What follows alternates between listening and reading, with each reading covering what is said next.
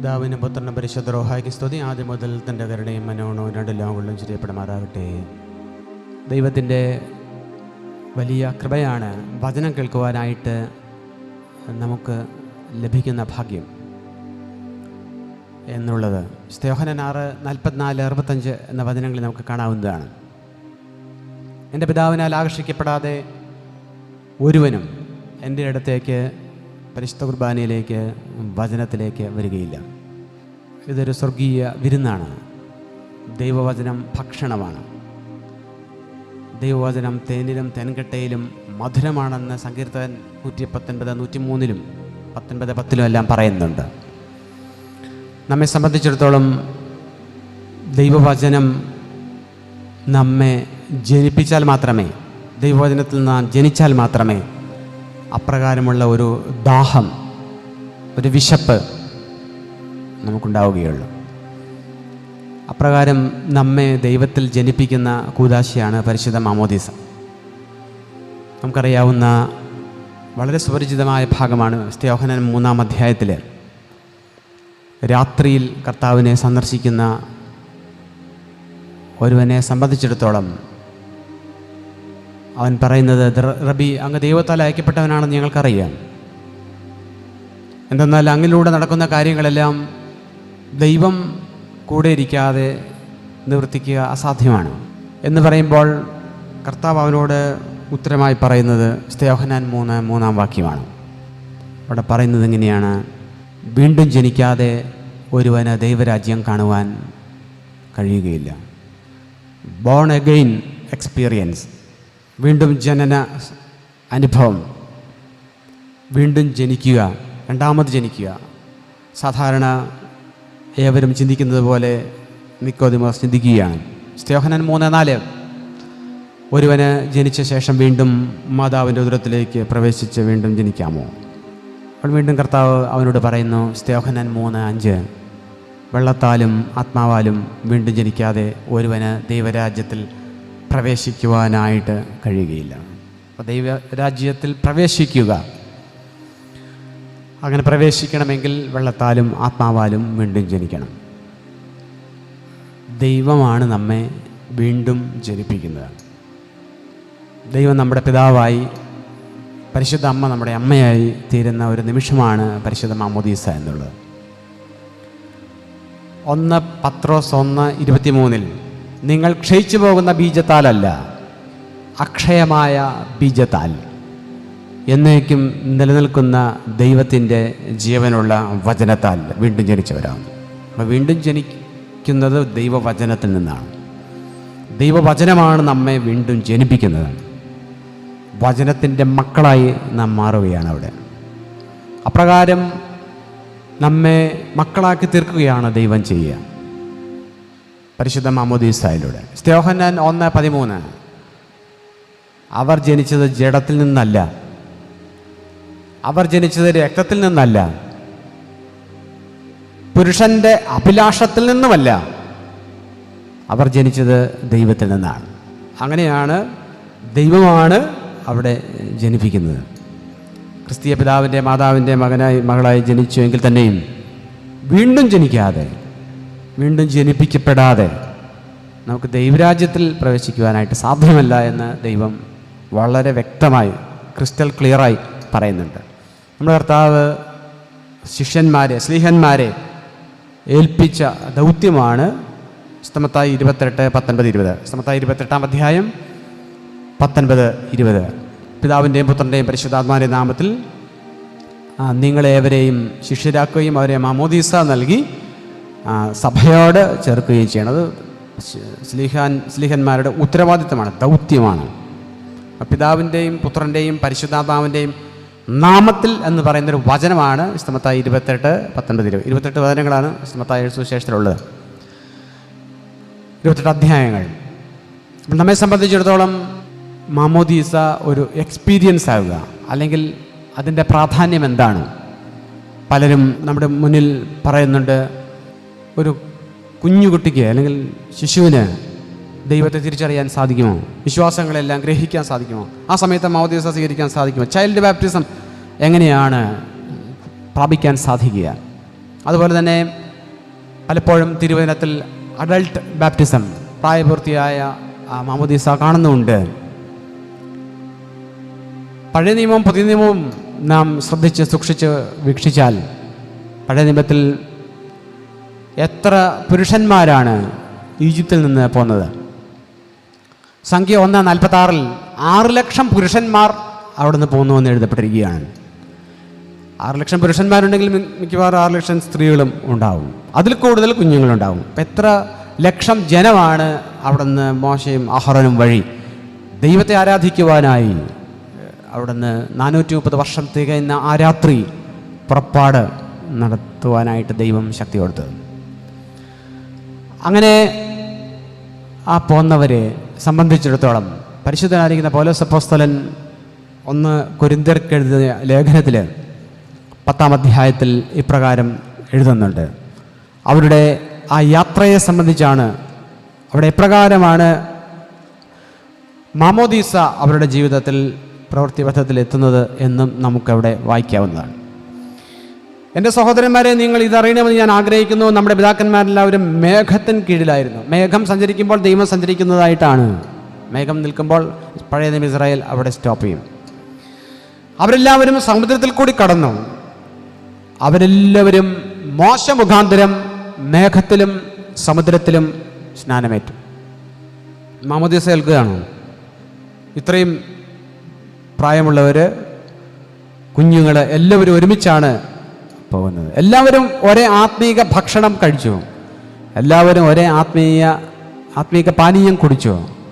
അവരോടൊരുമിച്ച് വന്നിരുന്ന ആത്മീക പാറയിൽ നിന്നാണ് അവർ കുടിച്ചത്. ആ പാറ മിശിഹയായിരുന്നു. അപ്പോൾ അവരെ സംബന്ധിച്ചിടത്തോളം ആ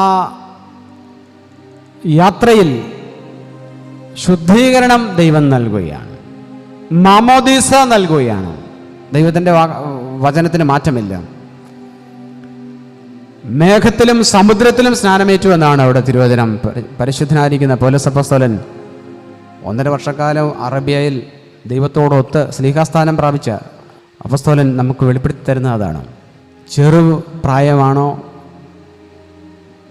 അല്ലെങ്കിൽ പ്രായപൂർത്തിയായ ഒരുവനാണോ എന്നുള്ളതല്ല ദൈവത്തിൻ്റെ മുന്നിൽ മാമോദീസ സ്വീകരിക്കുവാനായിട്ട് യോഗ്യതയുള്ളതായിത്തീരുന്നത്, അവൻ്റെ ഹൃദയമാണ്. അതുകൊണ്ട് ചെറിയ കുഞ്ഞിനും പ്രായമായവനും ഒരുപോലെ ദൈവത്തെ ഉൾക്കൊള്ളുവാനായിട്ട് സാധിക്കും. യെരമ്യയുടെ പുസ്തകം 1-ാം അധ്യായം 5-ാം വാക്യത്തിൽ, നിന്നെ ഉദരത്തിൽ ഉരുവാക്കിയതിന് മുമ്പേ ഞാൻ നിന്നെ അറിഞ്ഞു, നീ ഗർഭപാത്രത്തിൽ നിന്ന് പുറത്തു വരുന്നതിന് മുൻപ് തന്നെ ഞാൻ നിന്നെ ശുദ്ധീകരിച്ചു. ജാതികൾക്ക് പ്രവാചകനായി നിയമിച്ചിരിക്കുന്നു. ഒരു അപ്പോയിൻമെൻ്റ് ഓർഡറും കൊടുത്തു. പല പ്രാർത്ഥനകളിലും നാം സുറിയാനി സഭയുടെ പ്രാർത്ഥനകളിൽ നാം കാണാറുള്ളതാണ്. യെരമ്യായെപ്പോലെയും ശമൂവേലിനെ പോലെയും ഉദരത്തിൽ വെച്ച് തന്നെ തിരഞ്ഞെടുക്കപ്പെട്ടു എന്ന്. സങ്കീർത്തനം 71-ാം സങ്കീർത്തനം 6, ഗർഭം മുതലേ നീ എൻ്റെ ദൈവം. 139-ാം സങ്കീർത്തനം 13, അങ്ങയുടെ കരങ്ങളിലേക്കാണ് ഞാൻ പിറന്നു വീണത്. മസ്മൂർ ഇതിൽ 138ആണ്, 138:13 ഇൻ്റർനാഷണലിലുള്ള നമ്പറാണ് ഞാൻ പറയാറുള്ളത്. അതുകൊണ്ട് 49:1-5 വചനങ്ങളിൽ എൻ്റെ മാതാവിൻ്റെ ഉദരത്തിലിരിക്കുന്നതിനെ ദൈവം എൻ്റെ പേരിട്ടു എന്ന് സഹനദാസനെ കുറിച്ച്, കർത്താവാണ് സഹനദാസൻ, അവന് യേശു എന്ന് പേര് വിളിക്കണം, അവൻ ഇമ്മാനുവേൽ എന്ന് പേര് വിളിക്കണം. അതാണ് നേരത്തെ പറയുന്നതാണ്. 49:1-5.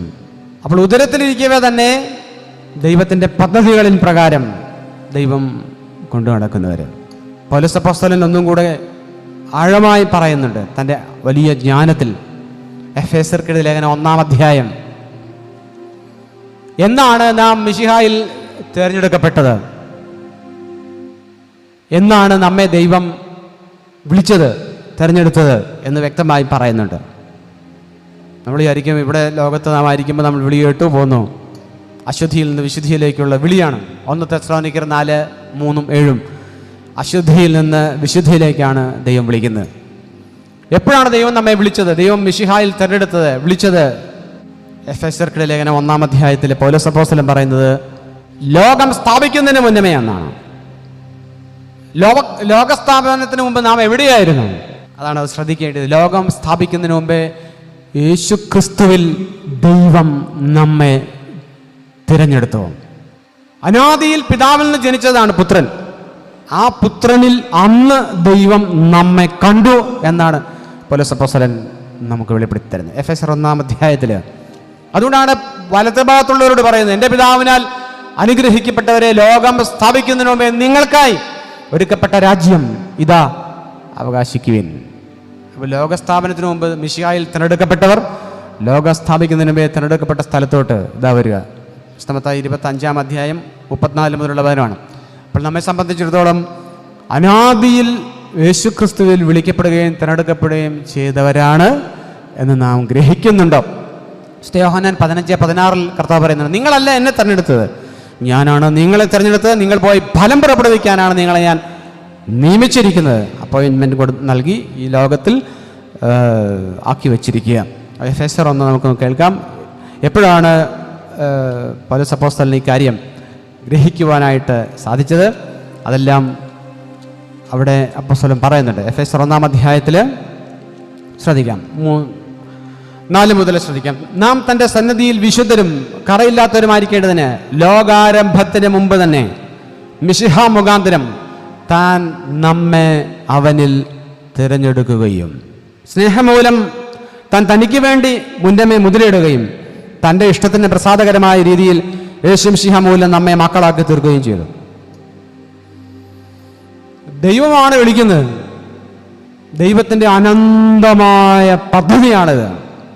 മത്തായി 25:34 വായിച്ചാൽ അറിയാം. വലത്ത് ഭാഗത്തുള്ളവരോട് പറയുന്ന കാര്യം, ലോകാരംഭത്തിന് മുമ്പേ തന്നെ വന്ന് ദൈവം ഒരുക്കിയ രാജ്യം കരഗതമാക്കുകയും.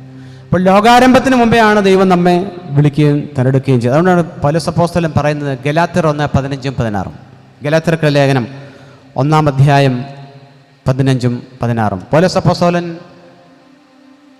ശൗലായിരുന്നു, പരീശന്മാരുടെ പ്രമാണിയായിരുന്നു, ബെന്യാമിൻ ഗോത്രക്കാരനായിരുന്നു.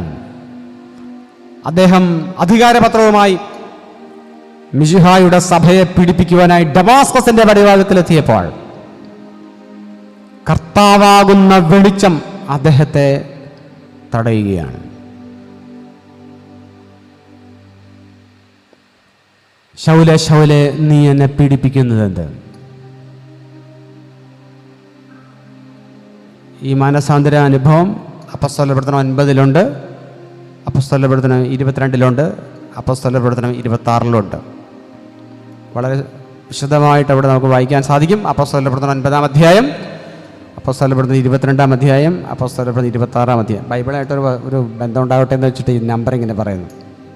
എന്നിട്ട് അപ്പോസ്തലന് ലഭിച്ച ആ വലിയ നടത്തിപ്പ്, അനന്യാസിൻ്റെ ഭവനം നമ്മൾ ഡമാസ്കസ് സന്ദർശിച്ചാൽ കാണാൻ സാധിക്കും. എവിടെ വെച്ചാണ് അദ്ദേഹത്തിന് ആ മാനസാന്തരം ഉണ്ടായത്? അനന്യാസിൻ്റെ ഭവനം തൊട്ടടുത്ത് തന്നെയാണ്.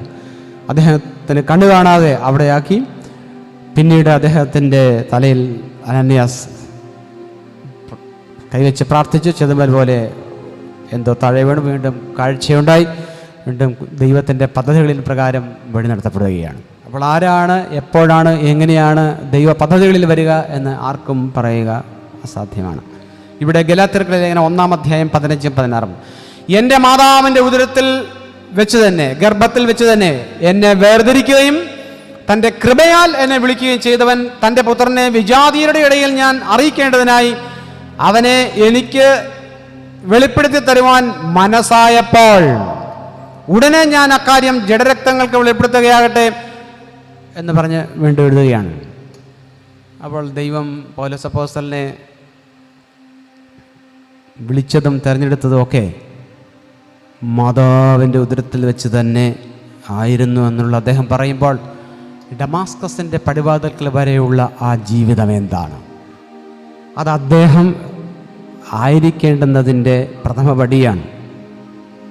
അദ്ദേഹം ജാതികൾക്ക് അപ്പോസ്തലനായി വരണം. റോമലേഖനം 11:13 പറയുന്നുണ്ട്, ജാതികളുടെ അപ്പോസ്തലൻ. അതുകൊണ്ട് ഓരോരുത്തരെക്കുറിച്ചും ദൈവത്തിന് പ്ലാനുണ്ട്, പദ്ധതിയുണ്ട്. ആ പദ്ധതികളിലൂടെയാണ് വഴി നടത്തപ്പെടുക. റോമാലേഖനം 9-ാം അധ്യായം 10 മുതൽ 15 വരെയുള്ള വചനമുണ്ട്. റോമാലേഖനം 9-ാം അധ്യായം 10 മുതൽ 15 വരെയുള്ള വചനം. റിബേക്കായ്ക്ക് ഒരുവനോട് സംഗമം ഉണ്ടായപ്പോൾ അവരുടെ മക്കൾ ജനിക്കുകയാണ്. ഉദരത്തിൽ 2 കുഞ്ഞുങ്ങൾ, ഏശാവും യാക്കോബും. നന്മയോ തിന്മയോ ചെയ്യുന്നതിന് മുന്നമേ ഒരു തിരഞ്ഞെടുപ്പുണ്ടായി. മൂത്തവൻ ഇളയവനെ ദാസനായി തീരും എന്ന് പ്രഖ്യാപനം ഉണ്ടായി. അപ്പോൾ ദൈവസന്നിധിയിൽ അനീതിയുണ്ടോ? ഒരിക്കലുമില്ല. എനിക്ക് ഇഷ്ടമുള്ളവനോട് ഞാൻ കരുണ കാണിക്കും, എനിക്ക് ഇഷ്ടമുള്ളവനോട് ഞാൻ ദയ കാണിക്കുമെന്ന് എഴുതപ്പെട്ടിട്ടുണ്ടല്ലോ. പുറപ്പാട് 33:19 മോശയോട് പറയുന്നതാണ്. മോശയ്ക്ക് ദൈവത്തിൻ്റെ മഹത്വം കാണണമെന്ന് പറയുമ്പോൾ, എന്നെ കണ്ടിട്ട് മനുഷ്യൻ ജീവിച്ചിരിക്കില്ല, നിന്റെ അപേക്ഷ പ്രകാരം എൻ്റെ മഹത്വം ഞാൻ കടന്നു പോകുമാറാക്കും. അപ്പോൾ എൻ്റെ കൈകൊണ്ട് ഞാൻ നിന്നെ ഒരു പാറയുടെ വെള്ളലിലാക്കി മറയ്ക്കും. എൻ്റെ മഹത്വം കടന്നു പോകുമ്പോൾ എൻ്റെ പിൻഭാഗം നീ കാണും, എൻ്റെ മുഖം കാണപ്പെടുകയില്ല. എൻ്റെ മുഖം കണ്ടിട്ട് മനുഷ്യൻ ജീവിച്ചിരിക്കില്ല. അതുകൊണ്ടാണ് ഇസ്രായേൽ മക്കൾ പറഞ്ഞ് ഞങ്ങൾക്ക് ദൈവത്തെ കണ്ടാൽ മരിച്ചു പോകും. ഇവിടെയാണ് ദൈവം മോശയോട് പറയുന്നത്, എനിക്ക് ഇഷ്ടമുള്ളവനോട് ഞാൻ കരുണ കാണിക്കും, എനിക്ക് ഇഷ്ടമുള്ളവനോട് ഞാൻ ദയ കാണിക്കും. അതുതന്നെയാണ് ഇവിടെയും. യാക്കോബും ഏശാവും ജനിക്കുന്നതിന് മുമ്പേ ഒരു തിരഞ്ഞെടുപ്പുണ്ടാവുകയാണ്. അപ്പോൾ നാം എല്ലാം വിളിക്കപ്പെട്ടവരാണ്, തിരഞ്ഞെടുക്കപ്പെട്ടവരുമാണ്. 12 അപ്പോസ്തലന്മാരിൽ തന്നെ ഒരു തിരഞ്ഞെടുപ്പുണ്ട്. 3 പേര് കൂടുതൽ കാര്യങ്ങൾ ഗ്രഹിക്കുവാനായിട്ട്. പത്രോസ്, യാക്കോബ്, യോഹന്നാൻ താബോറിൻ്റെ കുന്നിലും. മത്തായി 17, മർക്കോസ് 9, 1 മുതൽ ശ്രദ്ധിച്ചാൽ കാണാൻ സാധിക്കും. മത്തായി 26, 36, 46 ഗെത്സമൻ തോട്ടത്തിൽ പത്രോസ്, യാക്കോബ്, യോഹന്നാൻ ഇന്നും അവിടെ പോയാൽ കാണാൻ സാധിക്കും ഗെത്സമൻ. അപ്പോൾ അതൊരു വലിയ തിരഞ്ഞെടുപ്പാണ്. ഗ്രഹിക്കുവാനായിട്ടുള്ള പ്രത്യേകത ദൈവം അവർക്ക് കൊടുക്കുകയാണ് കൂടുതലായും. പത്രോസ്, യാക്കോബ്, യോഹന്നാൻ. നാം എല്ലാവരും ദൈവരാജ്യത്തിൽ ദൈവത്താൽ ക്ഷണിക്കപ്പെട്ട് വിളിക്കപ്പെട്ട് തിരഞ്ഞെടുക്കപ്പെട്ട് വന്നവരാണ്. പ്രായഭേദമന്യേ ഏത് സമയത്തും ദൈവത്തെ സ്വീകരിക്കാം. അത് ചൈൽഡ് ബാപ്റ്റിസമാണോ അഡൾട്ട് ബാപ്റ്റിസമാണോ, ഏത് സമയത്തും സ്വീകരിക്കാം. അതാണ് ദൈവ പദ്ധതി, സഭയുടെ ക്രമീകരണവും പ്രത്യേകതയും. അതുകൊണ്ട് നമ്മെ സംബന്ധിച്ചിടത്തോളം ഈ കൂദാശ, ശുദ്ധീകരിക്കുന്ന കൂദാശ എന്ത് എന്ന് തിരിച്ചറിയുക എന്നുള്ളതാണ് ആഴമായി ഇന്ന് നാം മനസ്സിലാക്കേണ്ടത്. ഈ കൂദാശയിൽ സംഭവിക്കുന്ന ഒരു അത്ഭുതം എന്ന് പറയുന്നത്, ലോകത്തിൽ ജനിച്ച സകലരും പാപത്തിന് അടിമപ്പെട്ടവരാണ്. 51 സങ്കീർത്തനം 5-ാം വാക്യത്തിൽ പറയുന്നുണ്ട്, പരിശുദ്ധാത്മാവ് പാപത്തിലാണ് എൻ്റെ അമ്മ എന്നെ ഗർഭം ധരിച്ചത്. റോമാലേഖനം 5:12 ഏക മനുഷ്യനാൽ പാപവും പാപത്താൽ മരണവും ലോകത്തിൽ വന്നു. പങ്കിലമായ ജീവിതമാണ് ഈ ലോകത്ത്. എന്നാൽ നാം പാപത്തിൻ്റെ അടിമയാണെങ്കിലും പാപസ്വഭാവമുള്ളവരാണെങ്കിലും, യോഹന്നാൻ 8:34 നമ്മുടെ കർത്താവ് പറയുന്നുണ്ട്, പാപം ചെയ്യുന്നവൻ പാപത്തിൻ്റെ സ്ലേവ്, അടിമയാണ്. അടിമയ്ക്കൊരിക്കലും സ്വാതന്ത്ര്യമില്ല, എന്നും ആ പാപത്തിന് അടിമയാണ്.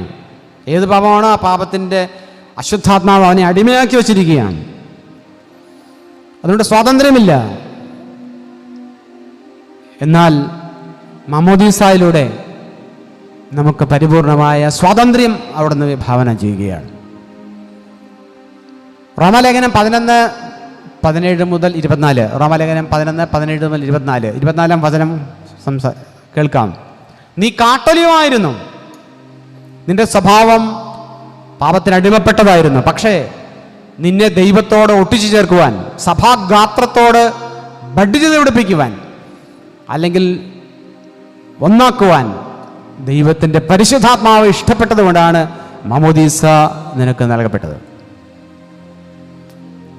മാമോദീസ ഏറ്റവനെ സംബന്ധിച്ചിടത്തോളം അവൻ സഭാഗാത്രത്തോട്, കർത്താവിൻ്റെ ശരീരത്തോട് ഒട്ടിച്ചു ചേർക്കപ്പെട്ടവനാണ്, ഒന്നാക്കി തീർക്കപ്പെട്ടവനാണ് ദൈവത്താൽ.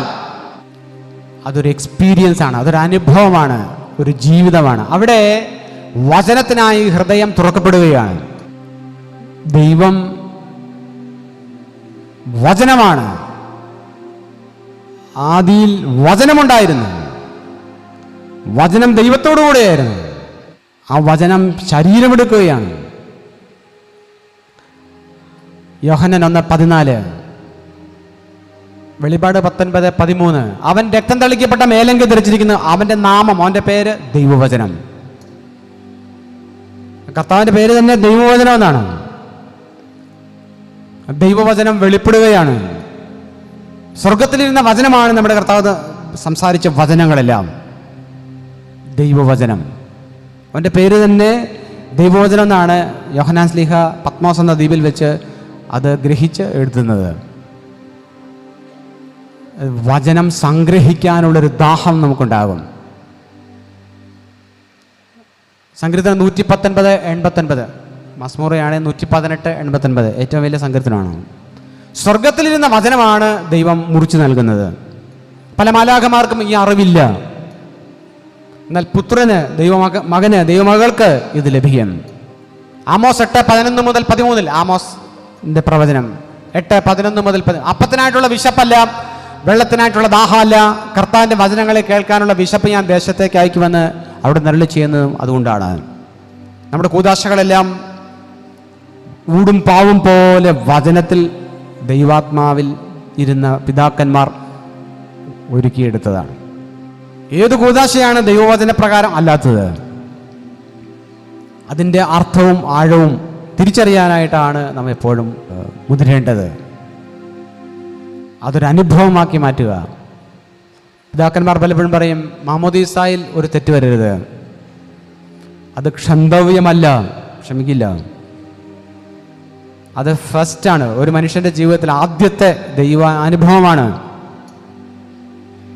അത് 15 മിനിറ്റ് കൊണ്ട് നടത്തുന്നവരുണ്ട്, 40 മിനിറ്റ് കൊണ്ട് നടത്തുന്നവരുണ്ട്. നമ്മുടെ ഓരോരുത്തരുടെയും ജീവിതത്തിലെ ശൈലി അനുസരിച്ചിരിക്കും. പക്ഷേ ഏറ്റവും കൂടുതൽ ദൈവം ശ്രദ്ധിച്ച് സൂക്ഷിച്ച് നോക്കുന്ന ഒരു കുദാശയാണ് മാമോദീസ. ഒരുവനെ ജനിപ്പിക്കുക, ദൈവരാജ്യത്തിൽ ജനിപ്പിക്കുക.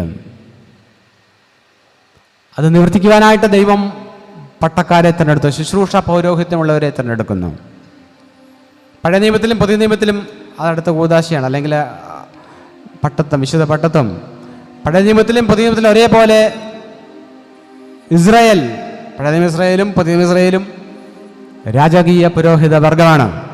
രാജാവാണ്, രാജത്വമുണ്ട്, പുരോഹിതനുണ്ട്, പ്രവചനത്വമുണ്ട്.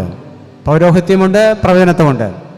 പുറപ്പാട് 19:6, നിങ്ങൾ രാജകീയ പുരോഹിത വർഗമാണ്. 1 പത്രോസ് 2:9-10, നിങ്ങൾ രാജകീയ പുരോഹിത വർഗമാണ്, രക്ഷിക്കപ്പെട്ട കൂട്ടമാണ്, വിശുദ്ധജനമാണ്. സംഖ്യ 18:6 ഇതിൽ നിന്നും അഹറോനെ പോലെ ദൈവം വിളിക്കുന്നവരെ ദൈവം ശുശ്രൂഷ പൗരോഹിത്യത്തിലാക്കി മാറ്റുന്നു. കർത്താവ് സെർവൻസ് സോങ്സ്, അതിൽ ശുശ്രൂഷ പൗരോഹിത്യമാണ് നമുക്ക് നൽകുക. ശുശ്രൂഷിക്കുകയാണ്, വിശുദ്ധിയായ മറ്റുള്ളവരെ വിശുദ്ധീകരിക്കുവാനായിട്ടുള്ള ശുശ്രൂഷയാണ്. അതുകൊണ്ടാണ് നമുക്ക് പട്ടക്കാർ, മേൽപ്പട്ടക്കാർ അവർക്ക് നൽകുന്ന വലിയ അധികാരത്തെ സംബന്ധിച്ച് അവിടുന്ന് വെളിപ്പെടുത്തുന്നുണ്ട്. പാപം ക്ഷമിക്കാനുള്ള അധികാരം, പാപം മോചിക്കാനുള്ള അധികാരം, പാപം മോചിക്കാതിരിക്കാനുള്ള അധികാരവും അത് പട്ടത്വത്തിനുള്ളതാണ്. കർത്താവ് ദാനമായി നൽകുന്നതുമാണ്. യോഹന്നാൻ 20:23 ഒരുവന്റെ പാപം നിങ്ങൾ മോചിച്ചാൽ സ്വർഗത്തിൽ എന്ത് മോചിക്കപ്പെടും, മോചിക്കാതിരുന്നാൽ മോചിക്കപ്പെടാതിരിക്കും. മത്തായി 16:19 സ്വർഗരാജ്യത്തിന്റെ താക്കോലുകൾ പത്രോസിന്റെ കയ്യിലാണ്, കർത്താവിന്റെ കയ്യിലല്ല.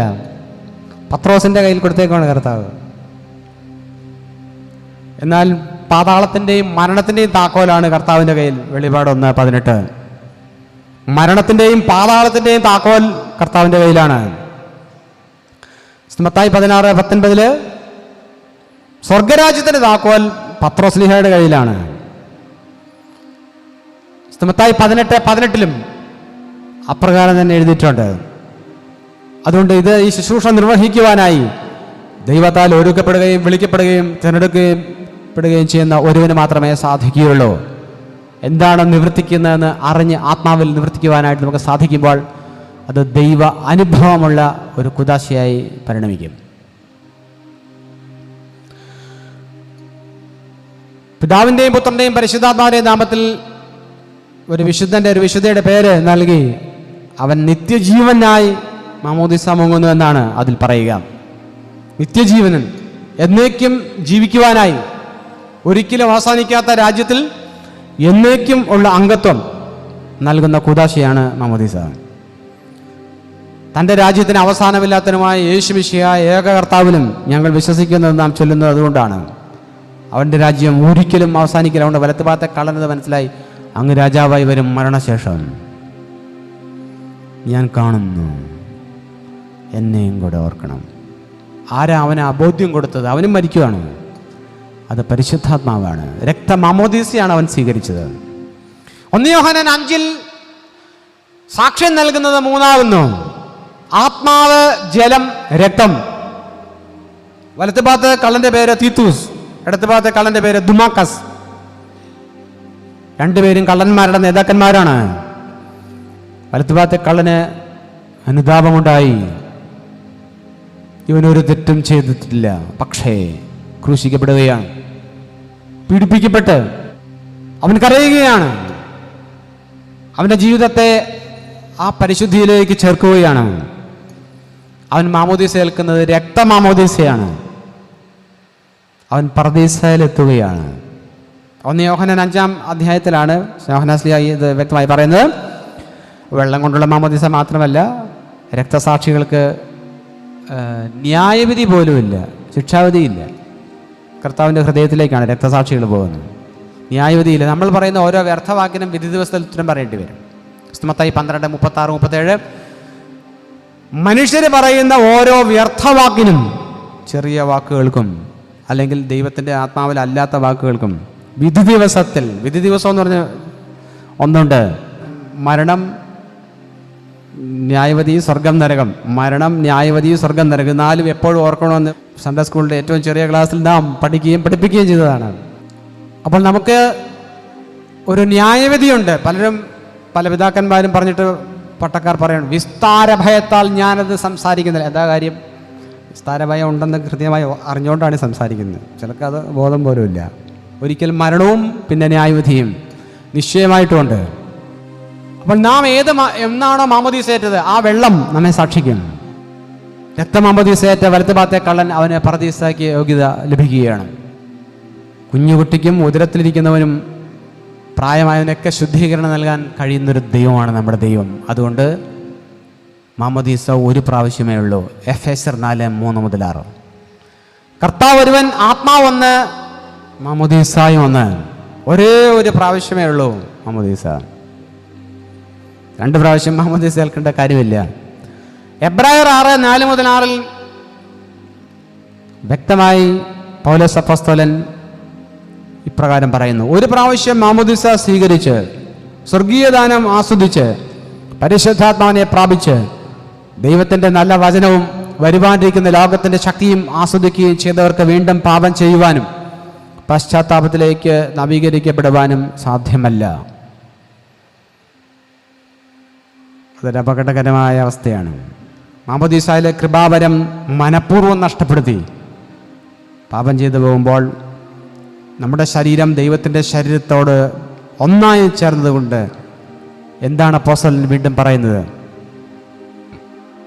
അവർ ദൈവപുത്രനെ വീണ്ടും കുരിശിൽ തറയ്ക്കുകയും അവമാനിക്കുകയും അത്രേ ചെയ്യുന്നത്. പല പ്രാവശ്യം പെയ്ത മഴവെള്ളം കുടിക്കുകയും ആർക്ക് വേണ്ടി കൃഷി ചെയ്യുന്നുവോ അവരുടെ പ്രയോജനത്തിനായി സസ്യത്തെ മുളപ്പിക്കുകയും ചെയ്യുന്ന ഭൂമി ദൈവത്തിൽ നിന്ന് അനുഗ്രഹം പ്രാപിക്കുക. എന്നാൽ മുള്ളും ഞെരിഞ്ഞിലുകളുമാണ് ഉൽപ്പാദിപ്പിക്കുന്നതെങ്കിലോ അത് നിന്ദ്യമായി തീരുന്നു. ശാപത്തിൽ നിന്നും വിദൂരവുമല്ല, അതിൻ്റെ അവസാനമാകട്ടെ ദഹനവും. അപ്പോൾ ഇവിടെ കർത്താവിൻ്റെ ശരീരത്തോട് ബന്ധമായി മാമോദീസയിൽ ഒന്നായി തീർന്നവർക്ക് പാപം ചെയ്യാൻ പാടില്ല. അങ്ങനെ പാപഭംഗിലമായ ജീവിതത്തിൽ അറിഞ്ഞോ അറിയാതെയും സാഹചര്യം കൊണ്ടും അശുദ്ധശക്തിയുടെ മോഹവലയത്തിൽപ്പെട്ടും വരുമ്പോൾ ഉണ്ടാകുന്ന ഒരു കാര്യമാണ് കുംഭസാരം, കൺഫെഷൻ. ഇത് മെത്രാപ്പോലിത്തമാരുടെ അടുത്തും പട്ടക്കാരുടെ അടുത്തും വിശ്വാസികളായ ജനം പട്ടക്കാരുടെ അടുത്തും നിവർത്തിക്കേണ്ടതായ അത്യന്താപേക്ഷിതമായ ഒന്നാണ്. ദൈവത്തിൻ്റെ സന്നിധിയിൽ പാപിനിയായ സ്ത്രീയെപ്പോലെയും ചുങ്കക്കാരനെ പോലെയും കരഞ്ഞുകൊണ്ട് മിശിഹായുടെ പൗരോഹിത്യത്തിന് മുന്നിൽ നമ്മുടെ പാപം ഏറ്റുപറയുമ്പോൾ ദൈവ പാപം ക്ഷമിക്കും. അത് വ്യക്തമായി അവിടെ നിന്ന് കൽപ്പിച്ച കാര്യമാണ്. അത് നിവർത്തിക്കുന്നവൻ ഭാഗ്യവാൻ. വലിയ വലിയ പിതാക്കന്മാരെല്ലാം ഓരോ ആഴ്ചയും ഒരു പ്രത്യേക ദിവസം കുമ്പസാരിച്ചിരുന്നു. നമ്മുടെ വലിയ പിതാക്കന്മാരുടെ ജീവിതം പരിശോധിച്ചാൽ അവർക്കെല്ലാം കുമ്പസാര പിതാവുണ്ടായിരുന്നു. ഞാൻ ആരുടെ ഒന്നും പറയുന്നില്ല. വലിയ പിതാക്കന്മാർക്ക് വരെ കുമ്പസാര പിതാവുണ്ടായിരുന്നു. പട്ടക്കാരൻ്റെ മുന്നിൽ കുമ്പസാരിക്കുന്ന ഒരു മഫ്രിയോനെ ഞാൻ നേരിട്ട് കണ്ടിട്ടുണ്ട്. വിശുദ്ധ ബലിയർപ്പണത്തിന് മുന്നായി 2 പ്രാവശ്യം ഒരു മെത്രാപ്പൊലീത്തയോട് അനുരഞ്ജനപ്പെട്ടിട്ട് നമുക്ക് ബലി ആരംഭിക്കാം എന്ന് പറഞ്ഞ ഒരു മഫ്രിയാനയുടെ ജീവിത ചരിത്രം പിന്നീട് എന്നോട് അറിയിക്കപ്പെട്ടിട്ടുണ്ട്.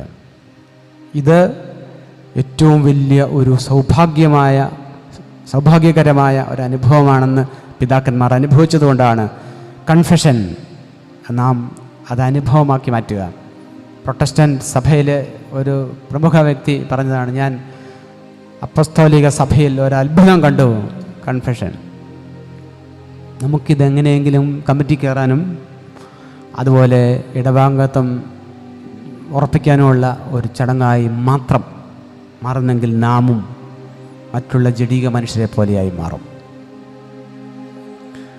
ദൈവരാജ്യം ദൈവത്തിൻ്റെ പ്രത്യേകതകളുള്ള രാജ്യമാണ്. ആ രാജ്യത്തിൽ ഭക്ഷണമുണ്ട്, ആ രാജ്യത്തിൽ പാനീയമുണ്ട്, ആ രാജ്യത്തിൽ വസ്ത്രമുണ്ട്, വിവാഹവസ്ത്രം.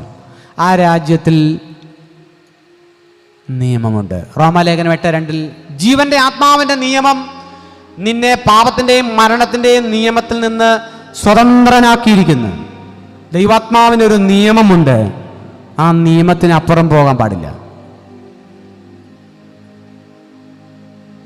അവിടെയാണ് ദൈവത്തിൻ്റെ ശബ്ദം കേട്ട് ദൈവ പദ്ധതികളിൻ പ്രകാരം ഈ ലോകത്ത് ദൈവം നൽകുന്ന ജീവിതത്തെ ജീവിച്ച് തീർക്കേണ്ടിയത്.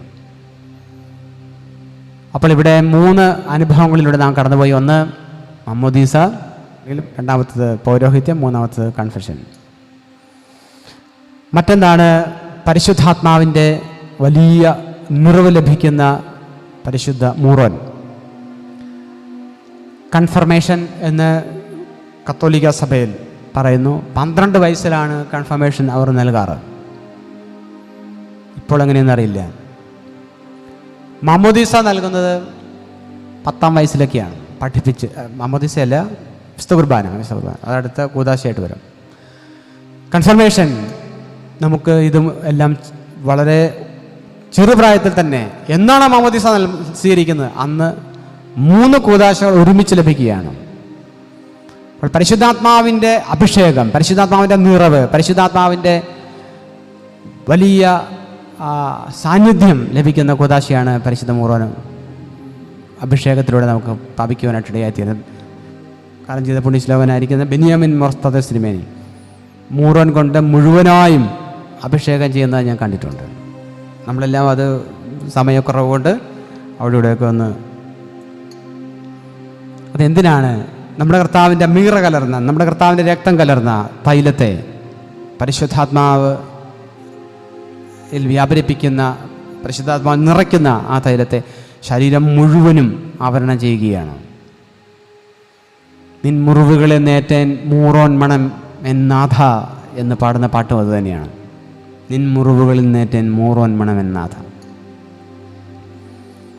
ഇതുപോലെ അഭിഷേകം ചെയ്യുന്ന ദൈവമകനായി ദൈവമകളായി അഭിഷേകം ചെയ്യുന്നൊരു സഭ ലോകത്തുണ്ടോ എന്ന് നാം അന്വേഷിക്കേണ്ടതാണ്.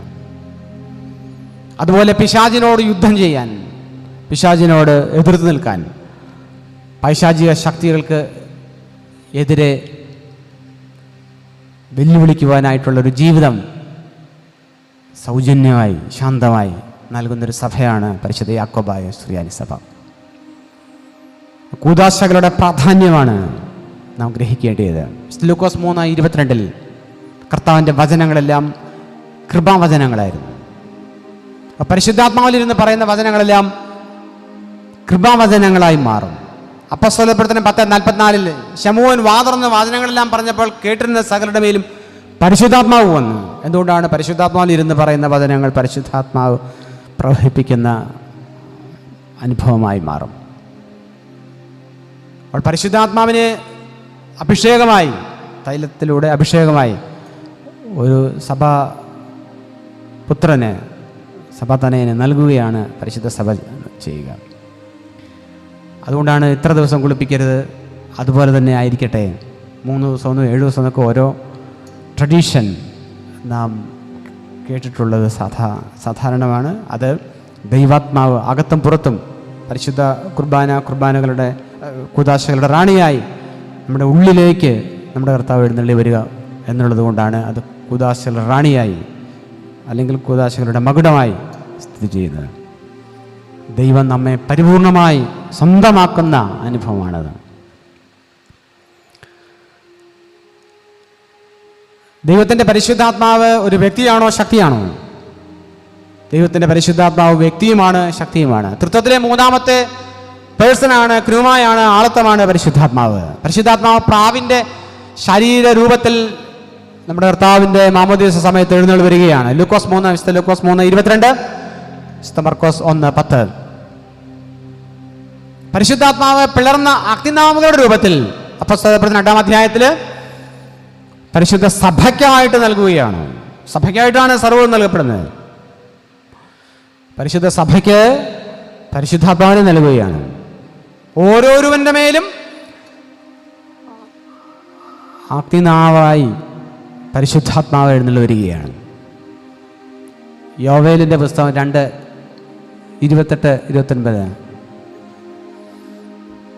സർവ്വജനത്തിന്മേലും എൻ്റെ ആത്മാവിനെ ഞാൻ പകരും, നിങ്ങളുടെ പുത്രന്മാരും പുത്രിമാരും പ്രവചിക്കും, യുവാക്കൾക്ക് ദർശനങ്ങളുണ്ടാകും.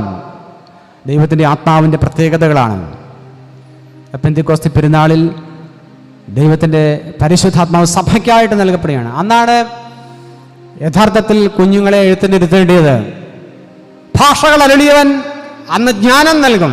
ജ്ഞാനത്തിൻ്റെ ആത്മാവ്, അറിവിൻ്റെ ആത്മാവ്, ബുദ്ധിയുടെ ആത്മാവ്, സമാധാനത്തിൻ്റെ ആത്മാവ്, സ്നേഹത്തിൻ്റെ ആത്മാവ്, ദൈവമാതൃഭക്തിയുടെ ആത്മാവ്, പരിശുദ്ധ വചന സംഗ്രഹണത്തിൻ്റെ ആത്മാവ്, പരിശുദ്ധ കുർബാന സ്വീകരണത്തിൻ്റെ കൃപയുടെ ആത്മാവ്, സഹനത്തിൻ്റെ ആത്മാവ്, ലാളിത്യത്തിൻ്റെ ആത്മാവ്, സമൃദ്ധിയുടെ ആത്മാവ്. ഈ ആത്മാവിനെ പ്രാപിക്കുകയാണ് അവിടെ പരിശുദ്ധ മൂറോൻ അഭിഷേകം സ്വീകരിച്ച ഒരുവൻ പുതുക്കുകയാണ് അവിടെ ചെയ്യുക. കൂദാശകളുടെ റാണിയാണ് പരിശുദ്ധ കുർബാന. ദൈവവും നാമുമായി ഒന്നായി തീരുന്ന അനുഭവമാണിത്. മാലാഖമാരുടെ ഭോജ്യം പഴയ നിയമ ഇസ്രായേൽ ഭുജിച്ചിട്ടും മരിച്ചുപോയി. മന്ന ഭക്ഷിച്ചിട്ടും, നിങ്ങളുടെ പിതാക്കന്മാർ മന്ന ഭക്ഷിച്ചിട്ടും മരിച്ചു പോയതുപോലെയല്ല ഈ അപ്പം ഭക്ഷിക്കുന്നവൻ ഒരിക്കലും മരിക്കില്ല. ആർക്കെങ്കിലും മരിക്കാതിരിക്കണമെങ്കിൽ വിശുദ്ധ കുർബാന അനുഭവിച്ചാൽ അവൻ ഒരിക്കലും മരിക്കില്ല. ഏത് മരണം? 2ാം മരണം. ശാരീരിക മരണം എല്ലാവർക്കും ഉണ്ട്. ഒരിക്കലും മരണവും പിന്നെ ന്യായവിധിയും. അതെപ്പോഴോ എവിടെയോ എങ്ങനെയോ അതറിയില്ല. എബ്രായർ 9:27 ഒരിക്കൽ മരണവും പിന്നെ ന്യായവിധിയും മനുഷ്യർക്ക് നിശ്ചയിച്ചു വച്ചിട്ടുണ്ട്. എന്നാൽ മരണത്തിൽ എന്ത് സംഭവിക്കുന്നു? സഭാപ്രസംഗി 12:7 ശരീരം മണ്ണിലേക്കും ആത്മാവ് അതിന് നൽകിയ ദൈവത്തിൻ്റെ പക്കലേക്കും. ലൂക്കോസ് 23:46 പിതാവേ, എൻ്റെ ആത്മാവിനെ ഞാൻ തിരുക്കരങ്ങളിൽ സമർപ്പിക്കുന്നു. അവിടെയാണ് ആത്മാവിനെ ദൈവത്തിന് കൊടുത്തുകൊണ്ടുള്ള ആ ശാരീരിക വേർപാടാണ് ദൈവം ആഗ്രഹിക്കുക. നിത്യതയോളം ദൈവത്തോടൊത്ത് വാസം ചെയ്യുന്ന അനുഭവമാണ്. വിശുദ്ധ കുർബാന മരണത്തിൽ നിന്ന് നമ്മെ രക്ഷിക്കുന്ന സ്വർഗീയ ഔഷധമാണ്. ആ കൂദാശയെ എങ്ങനെയാണ് നാം സാധാരണയായി വീക്ഷിക്കുക? അനുഭവിക്കാതെ പോകുന്നവരുണ്ട്. സംബന്ധിക്കാൻ വരുന്നത് വല്ലപ്പോഴുമാണ്. വലിയവനായ കൈസറിയയിലെ മോർ ബസാലിയോസ് പിതാവ് പറയുന്നു, 40 ദിവസത്തെ ഒരിക്കൽ ഒരു വിശുദ്ധ കുർബാന അനുഭവിച്ചിരിക്കണം. ഒരിക്കലും 40 ദിവസം വിട്ട് പോകരുത്.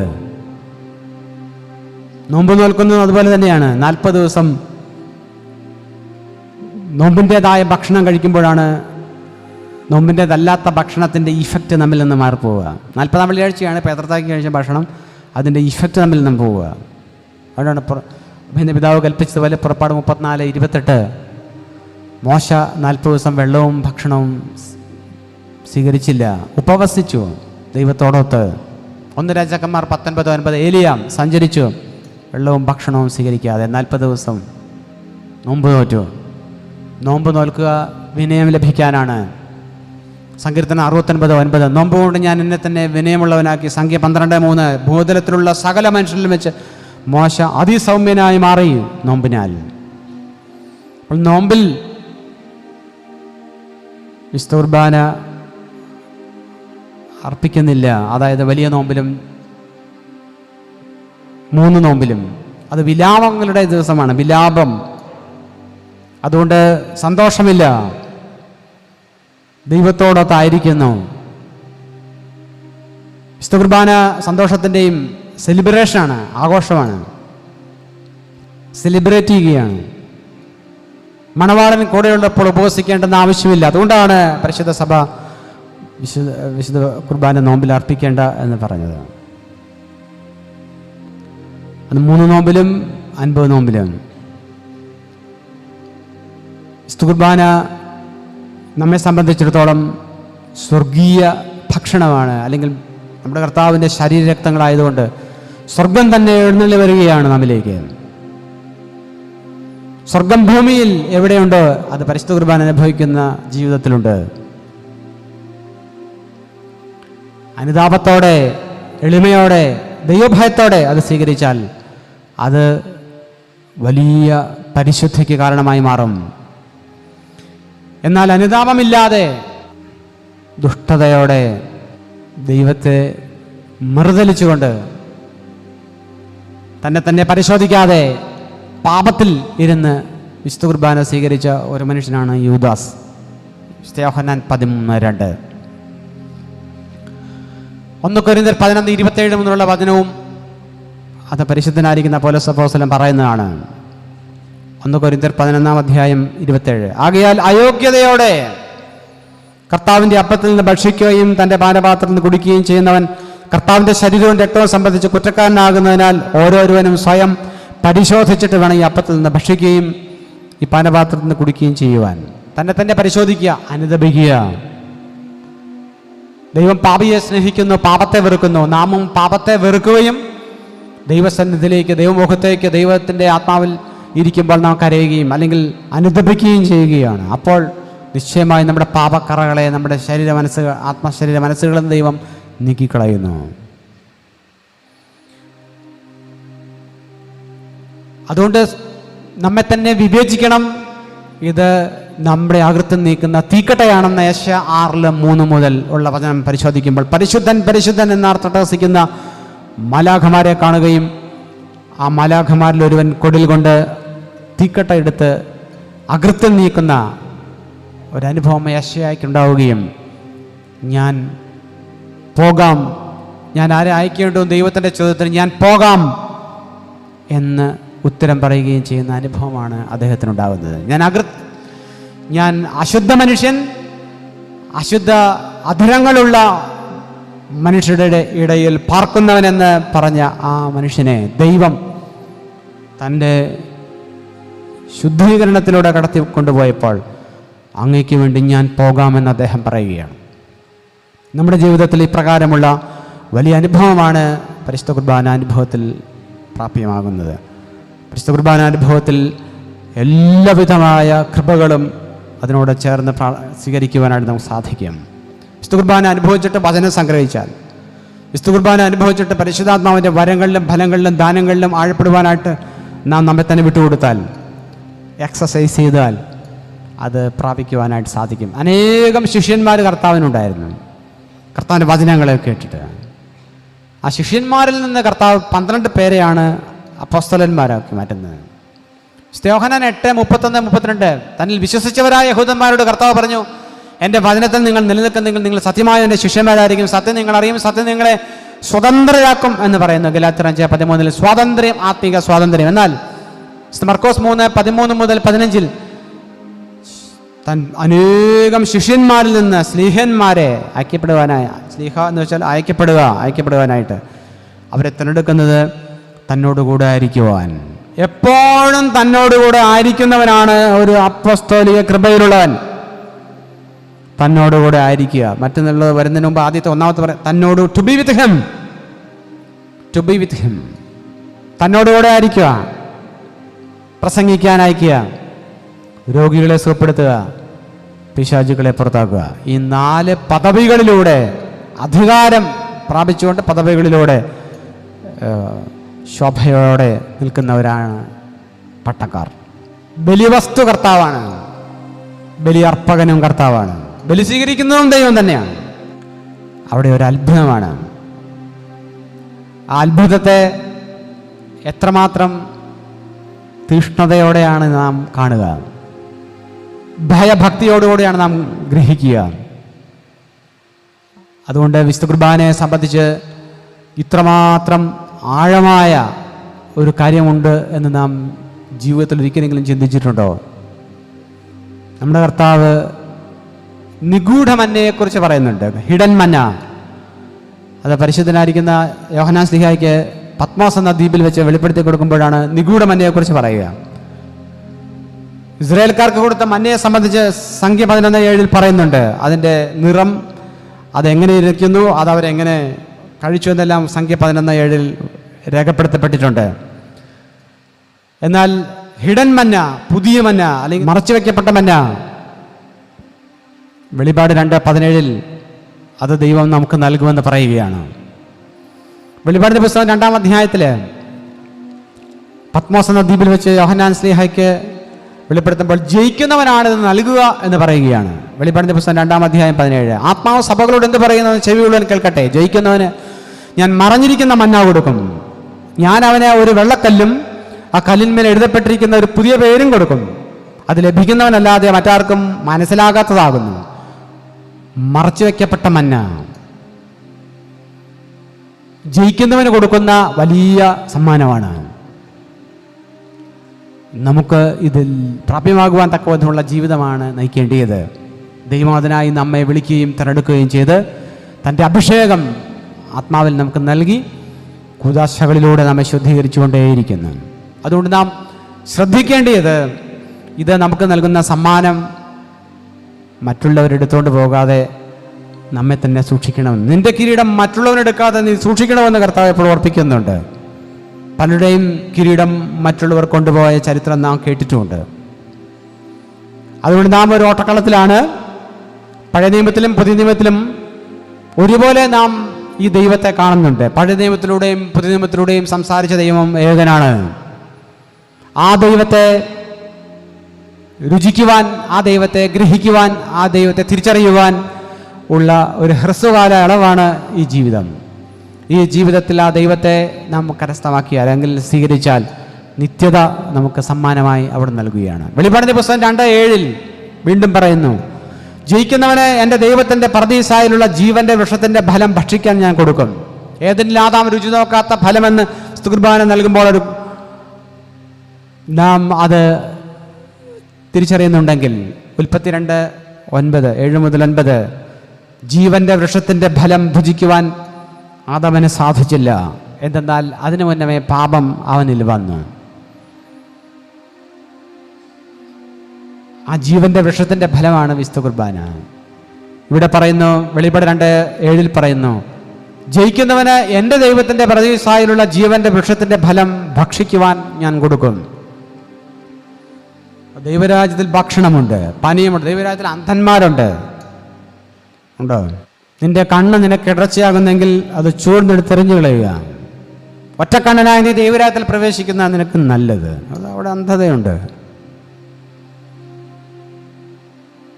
ദൈവരാജ്യത്തിൽ അന്ധന്മാരുണ്ട്, നിശ്ചയമായിട്ടും വാങ്ങിപ്പോയ ആത്മാക്കൾ. അതുകൊണ്ട് ഇവിടെ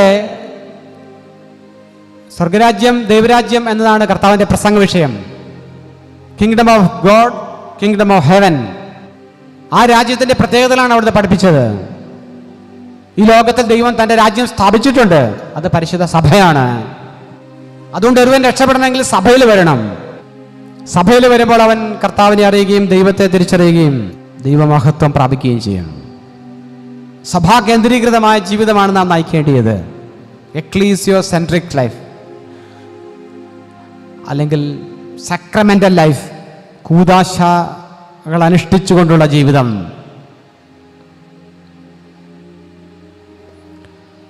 എക്കലേവോ എന്ന് പറഞ്ഞാൽ വിളിച്ചു വേർതിരിക്കപ്പെട്ടവരുടെ സമൂഹം എന്നാണ്, ഗ്രീക്കാണ്. എക്ലീസിയ, എക്കലേവോ, വിളിച്ചു വേർതിരിക്കപ്പെടുക. നമ്മെ ദൈവം വിളിക്കുകയും വേർതിരിക്കുകയും ചെയ്തു എന്ന് നമുക്ക് തന്നെ ബോധ്യമുണ്ടോ? ആ ഒരു നിമിഷമുണ്ടോ? റോമലേഖനം 8:15-17. നിന്റെ ആത്മാവ് തിരിച്ചറിയാൻ ഇടയാകും, ദൈവത്തിൻ്റെ ആത്മാവ് നിന്റെ ആത്മാവിനോട് സംസാരിക്കും, നീ എൻ്റെ പുത്രൻ, നീ എൻ്റെ പുത്രി എന്ന്. ആ ഒരു നിമിഷമുണ്ട്. ആ നിമിഷമാണ് ഒരു മനുഷ്യനെ സംബന്ധിച്ചിടത്തോളം ആത്മീകനായി മാറുന്നൊരു നിമിഷം. ദൈവം നമ്മെ വിളിച്ചിട്ടുണ്ട്, തിരഞ്ഞെടുത്തിട്ടുണ്ട്, നമ്മെ അഭിഷേകം ചെയ്തിട്ടുണ്ട്, നമുക്ക് മാമോദീസ ലഭിച്ചിട്ടുണ്ട്. പക്ഷേ ഇതുവരെ ഞങ്ങൾക്ക് അറിയില്ലായിരുന്നു. ഈ അറിവ് എപ്പോഴാണ് ഉണ്ടാകുന്നത്? അന്വേഷിപ്പിൻ, കണ്ടെത്തും. ആ അറിവ് ആത്മീക അറിവാണ്. നമുക്ക് ദൈവത്തെ കാണുവാൻ സാധിക്കുമോ? ദൈവത്തെ കണ്ടിട്ടുണ്ടോ? നമ്മുടെ കർത്താവ് ഗിരിപ്രഭാഷണത്തിൽ പറയുന്ന ഒരു വചനമാണത്. മത്തായി 5:8. ഹൃദയശുദ്ധിയുള്ള ഭാഗ്യവാന്മാർ അവർ ദൈവത്തെ കാണും. റോമാലേഖനം 10:9-10 വചനങ്ങളിൽ കർത്താവായ യേശു ക്രിസ്തുവിനെ നീ വായ കൊണ്ട് ഏറ്റുപറയുകയും ദൈവം തന്നെ മരിച്ചവരുടെ ഇടയിൽ നിന്ന് ഉയർപ്പിച്ചു എന്ന് ഹൃദയം കൊണ്ട് വിശ്വസിക്കുകയും ചെയ്താൽ നീ രക്ഷപ്പെടും. ഹൃദയത്തിലാണ് ക്ഷമ. മത്തായി 18:35. ഹൃദയത്തിലാണ് വ്യഭിചാരം. മത്തായി 5:27-30. ഹൃദയത്തിലാണ് വൈരാഗ്യം. സ്നേഹം 50%, 60%, 70%, 99%, 100% വരുമ്പോഴേ വൈരാഗ്യം വിട്ടുപോകുള്ളൂ. ദൈവസ്നേഹമുണ്ടോ? ഉണ്ട്. എത്ര ശതമാനം? അതുകൊണ്ടാണ് കർത്താവ് ഇത് അഭ്യസിപ്പിക്കുന്നത്. നീ നിന്റെ ദൈവത്തെ പൂർണ്ണ ഹൃദയത്തോടെ, ശക്തിയോടെ, മനസ്സോടെ, ആത്മാവോടെ സ്നേഹിക്കുകയും നിന്നെപ്പോലെ തന്നെ നീ എങ്ങനെയാണോ ദൈവത്തെ സ്നേഹിക്കുന്നത്, ദൈവസ്നേഹത്തിൽ നീ ആയിരിക്കുന്നത്, അതുപോലെ മറ്റുള്ളവരെ സ്നേഹിക്കുകയും ചെയ്യുമ്പോൾ നിശ്ചയമായും നീ ദൈവകൽപ്പന പാലിക്കുകയും ദൈവത്തിൻ്റെ പ്രീതിയുള്ളവനായി തീരുകയും ചെയ്യും. ചിലർ പറയും ഞാൻ എന്നേക്കാൾ കൂടുതൽ മറ്റുള്ളവരെ, അങ്ങനെ ഒരു സ്നേഹം ഇല്ല. നീ നിന്നെ സ്നേഹിക്കുന്നത് പോലെ മാത്രമേ മറ്റുള്ളവനെ സ്നേഹിക്കാൻ കഴിയുകയുള്ളൂ. നിന്നെ സ്നേഹിക്കുമ്പോൾ നിന്റെ പാപം ദൈവം മാറ്റിക്കൊണ്ടിരിക്കും. ആ പാപ സ്വാതന്ത്ര്യത്തിൽ നിന്നുകൊണ്ടാണ് നിനക്ക് മറ്റുള്ളവനെ സ്നേഹിക്കാൻ സാധിക്കുകയുള്ളൂ. മറ്റുള്ളവനെ സ്നേഹിക്കുമ്പോൾ അവൻ്റെ പാപം പോകും. ദൈവം നമ്മെ സ്നേഹിച്ചുകൊണ്ടാണ് നമ്മുടെ പാപം പോയത്. ഈ ലോക സ്നേഹത്തിൻ്റെ കാര്യമല്ല പറയുന്നത്. രണ്ട് രാജ്യമുണ്ട്, രണ്ട് സ്നേഹമുണ്ട്, രണ്ട് രാജ്യത്തിലും സമാധാനമുണ്ട്, രണ്ട് രാജ്യത്തിലും സന്തോഷമുണ്ട്, ഈ ലോകത്തിലും ദൈവരാജ്യത്തിലും. റോമലേഖനം 14:17. ദൈവരാജ്യം ഭക്ഷണവും പാനീയവുമല്ല, നീതിയും സമാധാനവും പരിശുദ്ധാത്മാവിനുള്ള സന്തോഷവുമാണ്. ദൈവരാജ്യത്തിലെ കാര്യമാണ് ഇവിടെ പറയുന്നത്. അവിടെ സ്നേഹമുണ്ട്, അവിടെ സന്തോഷമുണ്ട്, അവിടെ സമാധാനമുണ്ട്. ഈ ലോകത്തിന് സ്നേഹമുണ്ട്, സന്തോഷമുണ്ട്, സമാധാനമുണ്ട്. ഈ ലോകത്തിലും അതല്ല. ഇന്റർനാഷണൽ പീസ് മേക്കേഴ്സിനോട് ദൈവം പറയുന്ന കാര്യം, അവർ സമാധാനം എന്ന് പറയുമ്പോൾ ഗർഭിണിക്ക് പ്രസവവേദന പോലെ ഈറ്റുന്നു ആരംഭിക്കുന്നത് പോലെ അവർക്ക് വിനാശം ഭവിക്കുമെന്നാണ് പറയുന്നത്. ഈ ലോകത്തിലെ സമാധാനമാണ് പറയുന്നത്, ഇവിടെ ദൈവരാജ്യത്തിന് സമാധാനമാണ് പറയുന്നത്. അതുകൊണ്ട് രണ്ട് രാജ്യം ഇവിടെയുണ്ട്. ആ രാജ്യം നമ്മുടെ ഉള്ളിൽ വരുന്നത് മിശിഹ നമ്മുടെ ഉള്ളിൽ രാജാവായി വരുമ്പോഴാണ്. കർത്താവെ, അവിടുന്ന് രാജ്യത്വം പ്രാപിച്ചു വരുമ്പോൾ എന്നെയും കൂടെ ഓർക്കണമേ. അവിടുത്തെ രാജ്യത്തിലെ പ്രജയായി വലത്തുഭാഗത്തെ കള്ളൻ ഒന്നാമത് പർദീസായിൽ പ്രവേശിക്കുകയാണ്. ഉൽപ്പത്തി 3:24. ചുറ്റിത്തിരിയുന്ന വാളുമായി നിൽക്കുന്ന ക്രോബകളുടെ വെട്ടേറ്റ് നമ്മുടെ കർത്താവ് നമുക്ക് മുന്നമേ പോയതുകൊണ്ടാണ് അതിൻ്റെ പിറകെ വെട്ടേൽക്കാതെ നാം പോകുക. ക്രൂബന്മാരുടെ ചുറ്റിത്തിരിയുന്ന വാളുമായി ഉൽപ്പത്തി 3:24 അവിടെ ഒരു പർദീസാക്ക് മുന്നിൽ ഒരു ബ്ലോക്ക് വെച്ച് ആ വെട്ടേറ്റത് നമ്മുടെ കർത്താവാണ്. അതുകൊണ്ടാണ് നമുക്കതിലൂടെ പ്രവേശിക്കാനാണ്. നീ എന്നോട് പർദീസായിലിരിക്കും. അനുതാപത്തിലൂടെ ദൈവസാന്നിധ്യം ഉൾക്കൊണ്ട് ദൈവ ശക്തി സ്വീകരിച്ച്, പരിശുദ്ധ കുർബാന സ്വീകരിച്ച്, പരിശുദ്ധ കുദാശകളിലൂടെ കൃപയിൽ നാം ആ അനുഭവം പ്രാപിക്കുകയാണ്. പലപ്പോഴും നാം ഇതൊന്നും ഈ ലോകത്തായിരിക്കുമ്പോൾ തിരിച്ചറിയാറില്ല. കൂദാശ അത് നമ്മൾ ഈ സഭയിൽ ജനിച്ചു, നാം അങ്ങനെ പോവുകയാണ്. അതിൻ്റെ ആത്മീക ചൈതന്യം എന്താണ്? അതെപ്രകാരം കുറ്റമറ്റതാക്കാം, അതെപ്രകാരം ദൈവാത്മാവിനെ പരിവർത്തിക്കുന്നതാക്കി തികവുള്ളതാക്കാം. അങ്ങനെ ഒന്ന് സൂക്ഷിച്ചാൽ നിശ്ചയമായിട്ടും ദൈവാത്മാവ് നമ്മിൽ പരിവർത്തിക്കുന്നത് നാം തിരിച്ചറിയും. ജീവനുള്ള പരിശുദ്ധ രോഗ സ്വർഗീയ മഹോന്നതകളിൽ നിന്ന്, മേലുള്ള ഉയരങ്ങളിൽ നിന്ന് പ്രതാപത്തോടുകൂടി ഇറങ്ങി വയ്ക്കപ്പെട്ട ഈ പരിശുദ്ധ കുർബാനമേൽ, ഈ മാമോദീസ വെള്ളത്തിന്മേൽ പൊരുന്നി ആവസിച്ച് അതിനെ ശുദ്ധീകരിക്കുകയാണ്. അപ്പോൾ ആത്മാവിൻ്റെ സാന്നിധ്യം, ആത്മാവിൻ്റെ ആ ജീവൻ നമുക്ക് തിരിച്ചറിയാൻ സാധിക്കുന്നുണ്ട്. പലപ്പോഴും മൂറോൻ കയ്യിലെടുക്കുമ്പോൾ തന്നെ നമുക്കിത് ലഭിക്കും. മൂറോൻ കയ്യിലെടുക്കുമ്പോൾ തന്നെ നമുക്ക് ആ ആത്മാവിൻ്റെ സാന്നിധ്യം ലഭിക്കും. അതുകൊണ്ടിത് കൂദാശ എന്ന് പറയുന്നത് ശുദ്ധീകരിക്കുന്നതാണ്. ഓരോ കൂദാശയും ജീവനാണ്. കൂദാശകളിലൂടെ നാം സഞ്ചരിക്കുമ്പോൾ നിശ്ചയമായും നമുക്ക് നിത്യത പ്രാപിക്കുവാനായിട്ട് സാധിക്കും. അതുകൊണ്ട് ഓരോ കൂദാശയും അതിൻ്റെ അർത്ഥതലത്തിൽ നാം ആഴമായി തിരിച്ചറിയുവാനായിട്ട് ദൈവസന്നിധിയിൽ അഭയാചന ചെയ്യേണ്ടുന്ന സമയമാകുന്നത്. ഈ ലോക സ്നേഹം തീ പോലെ ആളിക്കത്തുന്നൊരു സമയമാണ്. പ്രത്യേകിച്ച് പുതിയ തലമുറയുടെ വഴികൾ അത് കൂദാശയോട് ബന്ധപ്പെടുത്തി കൊണ്ടുപോയില്ലെങ്കിൽ അവരുടെ വഴികൾ അത് അഗ്രാഹ്യമായി മാറും, ഗ്രഹിക്കത്തക്കതല്ലാത്തതായി പോകും.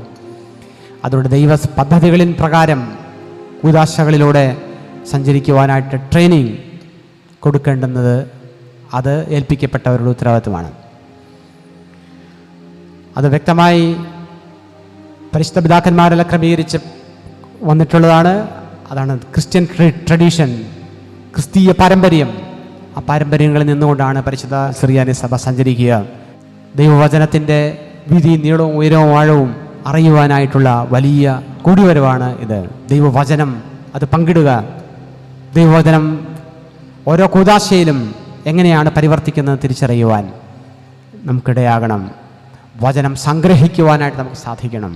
പരിശുദ്ധ അമ്മ വചനം സംഗ്രഹിച്ച അമ്മയാണ്.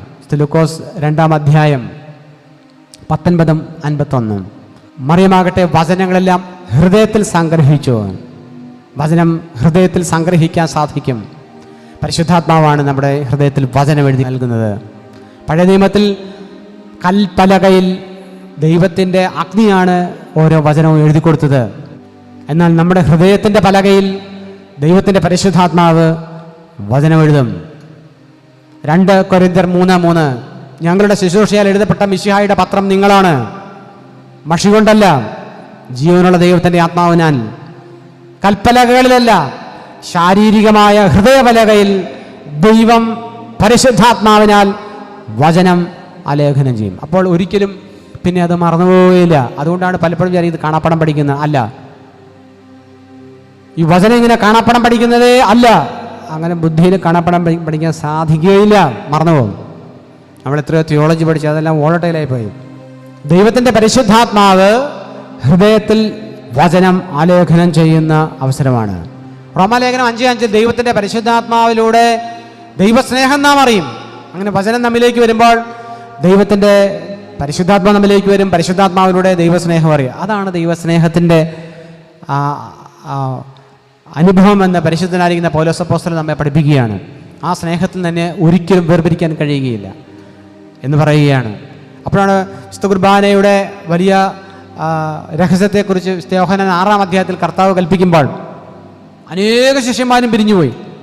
വിശുദ്ധ കുർബാനയെക്കുറിച്ച് കർത്താവ് വെളിപ്പെടുത്തുമ്പോൾ എൻ്റെ ശരീരം ഭക്ഷിക്കണം, എൻ്റെ രക്തം പാനം ചെയ്യണമെന്ന് പറയുമ്പോൾ അനേകം പേരും കർത്താവിൻ്റെ മുന്നിൽ നിന്ന് എഴുന്നേറ്റ് പോയി. യോഹന്നാൻ 6:60 ഈ വചനം കഠിനമാണെന്ന് പറഞ്ഞാണ് അവർ പോയത്. യോഹന്നാൻ 6:66 പിന്നെ അവർ വന്നില്ല എന്ന് എഴുതപ്പെട്ടിട്ടുണ്ട്.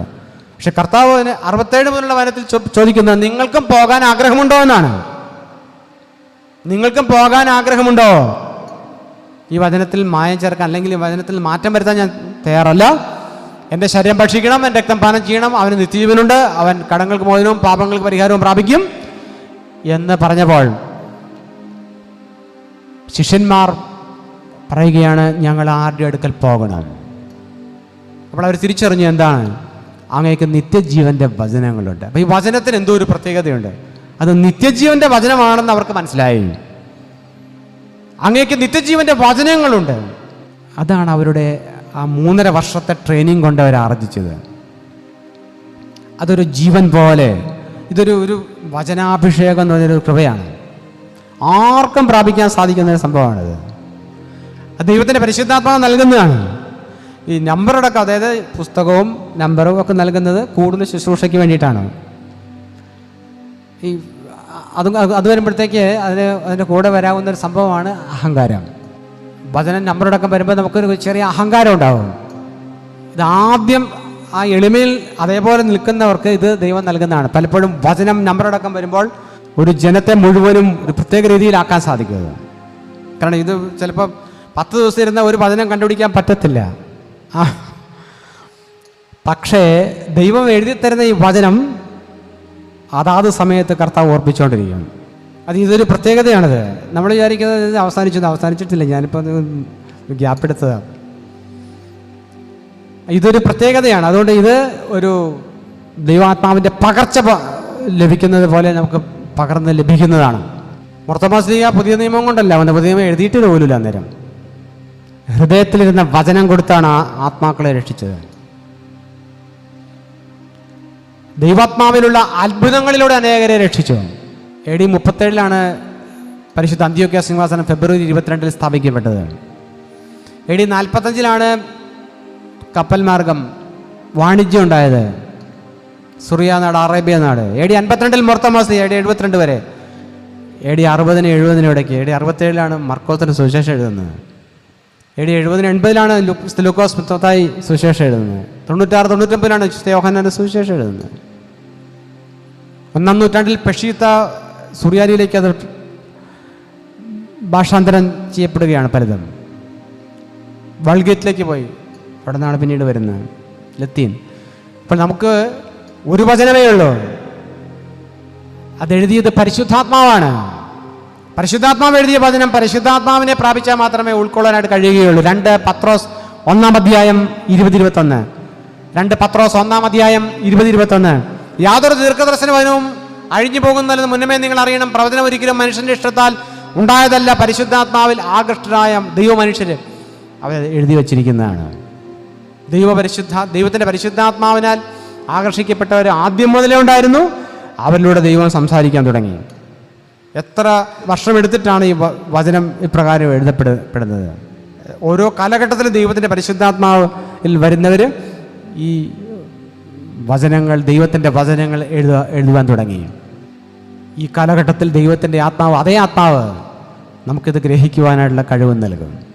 അതുകൊണ്ട് ഇന്ന് ദൈവവചനം ഓരോ കൂദാശയിലും എപ്രകാരം പരിശുദ്ധ പിതാക്കന്മാരാൽ അത് ജീവനുള്ളതാക്കി വച്ചിരിക്കുന്നു എന്ന് തിരിച്ചറിഞ്ഞ് ആ കൂദാശകളെ പ്രാപിച്ച് പരിപൂർണ പാപക്ഷമ സ്വീകരിച്ച് ദൈവത്തിൻ്റെ നിത്യതയോളം നിലകൊള്ളുവാൻ തക്കവിധമുള്ള ജീവിതത്തിനായിട്ടാണ് നമ്മെ ദൈവം ഒരുക്കുക.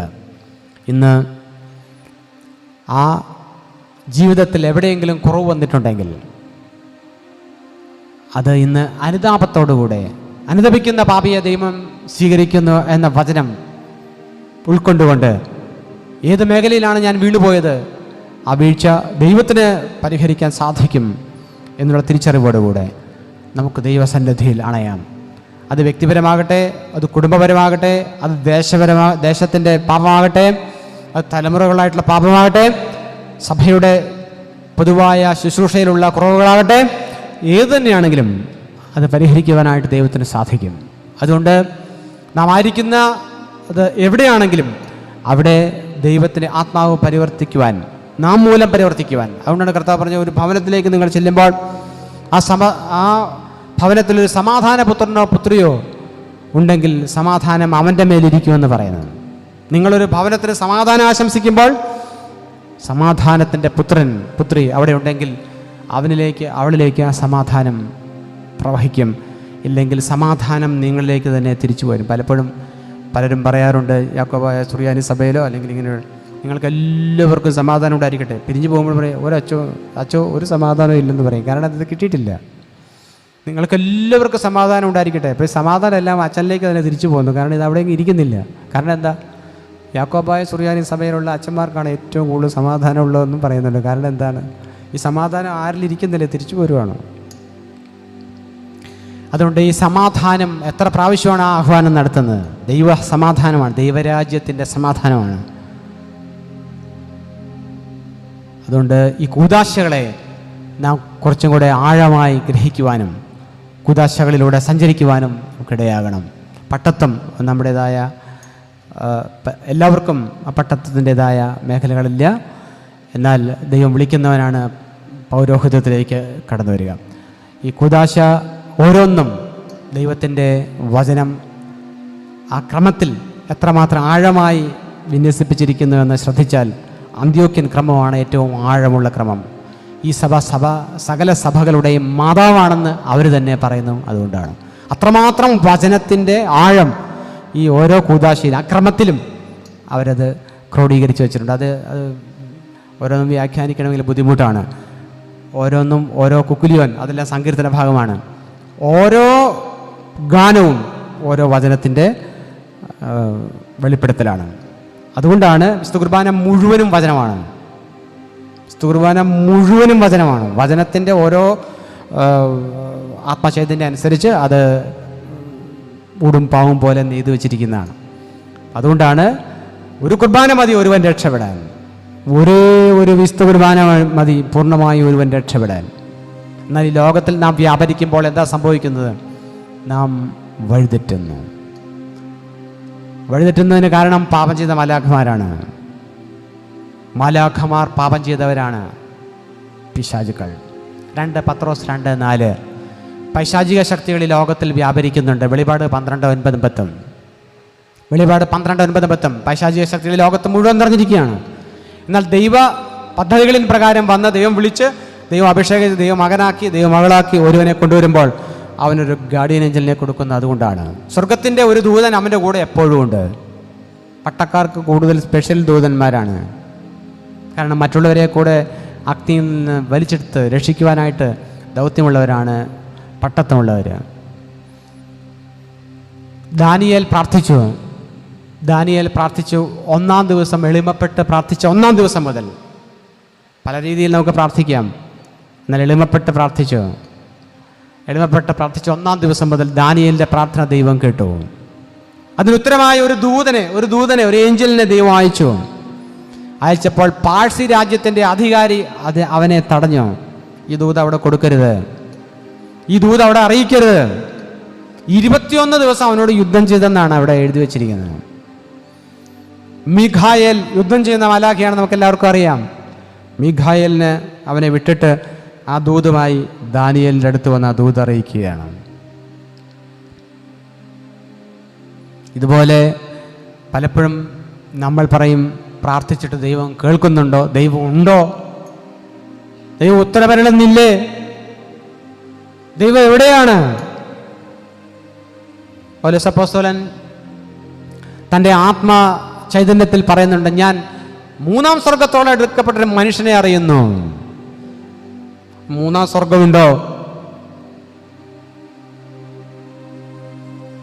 അപ്പം ആത്മാവിൽ വളരാനായിട്ടിടയാകുമ്പോൾ ഇതിനെക്കുറിച്ചെല്ലാം ദൈവം വ്യക്തമായി അറിയിച്ചു തരും. അത് ശരീരത്തോടു കൂടിയോ ശരീരം കൂടാതെ ഞാൻ അറിയുന്നില്ല. 3-ാം സ്വർഗത്തോളം എടുക്കപ്പെട്ട മനുഷ്യൻ തന്നെ പറ്റി പറയുന്നതാണ്. അപ്പോൾ ദൈവരാജ്യത്തിലൊരു ഉയർച്ച പ്രാരംഭ ദിശയിൽ നിൽക്കാതെ അതുണ്ടാകുവാനായിട്ടുള്ള അന്വേഷണം ദൈവവചനത്തിൽ നിന്ന് നമുക്ക് ലഭിക്കും. വചനത്തിൽ ആഴപ്പെടുക, വിശുദ്ധ കുർബാനയിൽ ഇരുന്നിട്ട് വചനത്തിൽ ആഴപ്പെടുക. അപ്പോൾ ദൈവം വഴി നടത്തും. ദൈവരാജ്യം മർമ്മങ്ങൾ ദൈവം വെളിപ്പെടുത്തിയ എല്ലാ കാര്യങ്ങളും ഇതിനകത്തില്ല. ദൈവം നിവർത്തിച്ചതായ, നമ്മുടെ കർത്താവ് പ്രവർത്തിച്ചതായ എല്ലാ കാര്യങ്ങളും ഇതിനകത്തില്ല. അതിനകത്തിന് എഴുതി വെച്ചിട്ടുണ്ട്. കർത്താവ് പ്രവർത്തിച്ച കാര്യങ്ങൾ എഴുതിയാൽ പുസ്തകങ്ങൾ ഭൂമിയിൽ ഒതുങ്ങുകയില്ല. കർത്താവ് പ്രവർത്തിച്ച എന്താണെന്ന് വെച്ചാൽ പുസ്തകങ്ങൾ ഭൂമിയിൽ ഒതുങ്ങുകയില്ല. വചനത്തിൽ എഴുതി വെച്ചിട്ടുണ്ട്.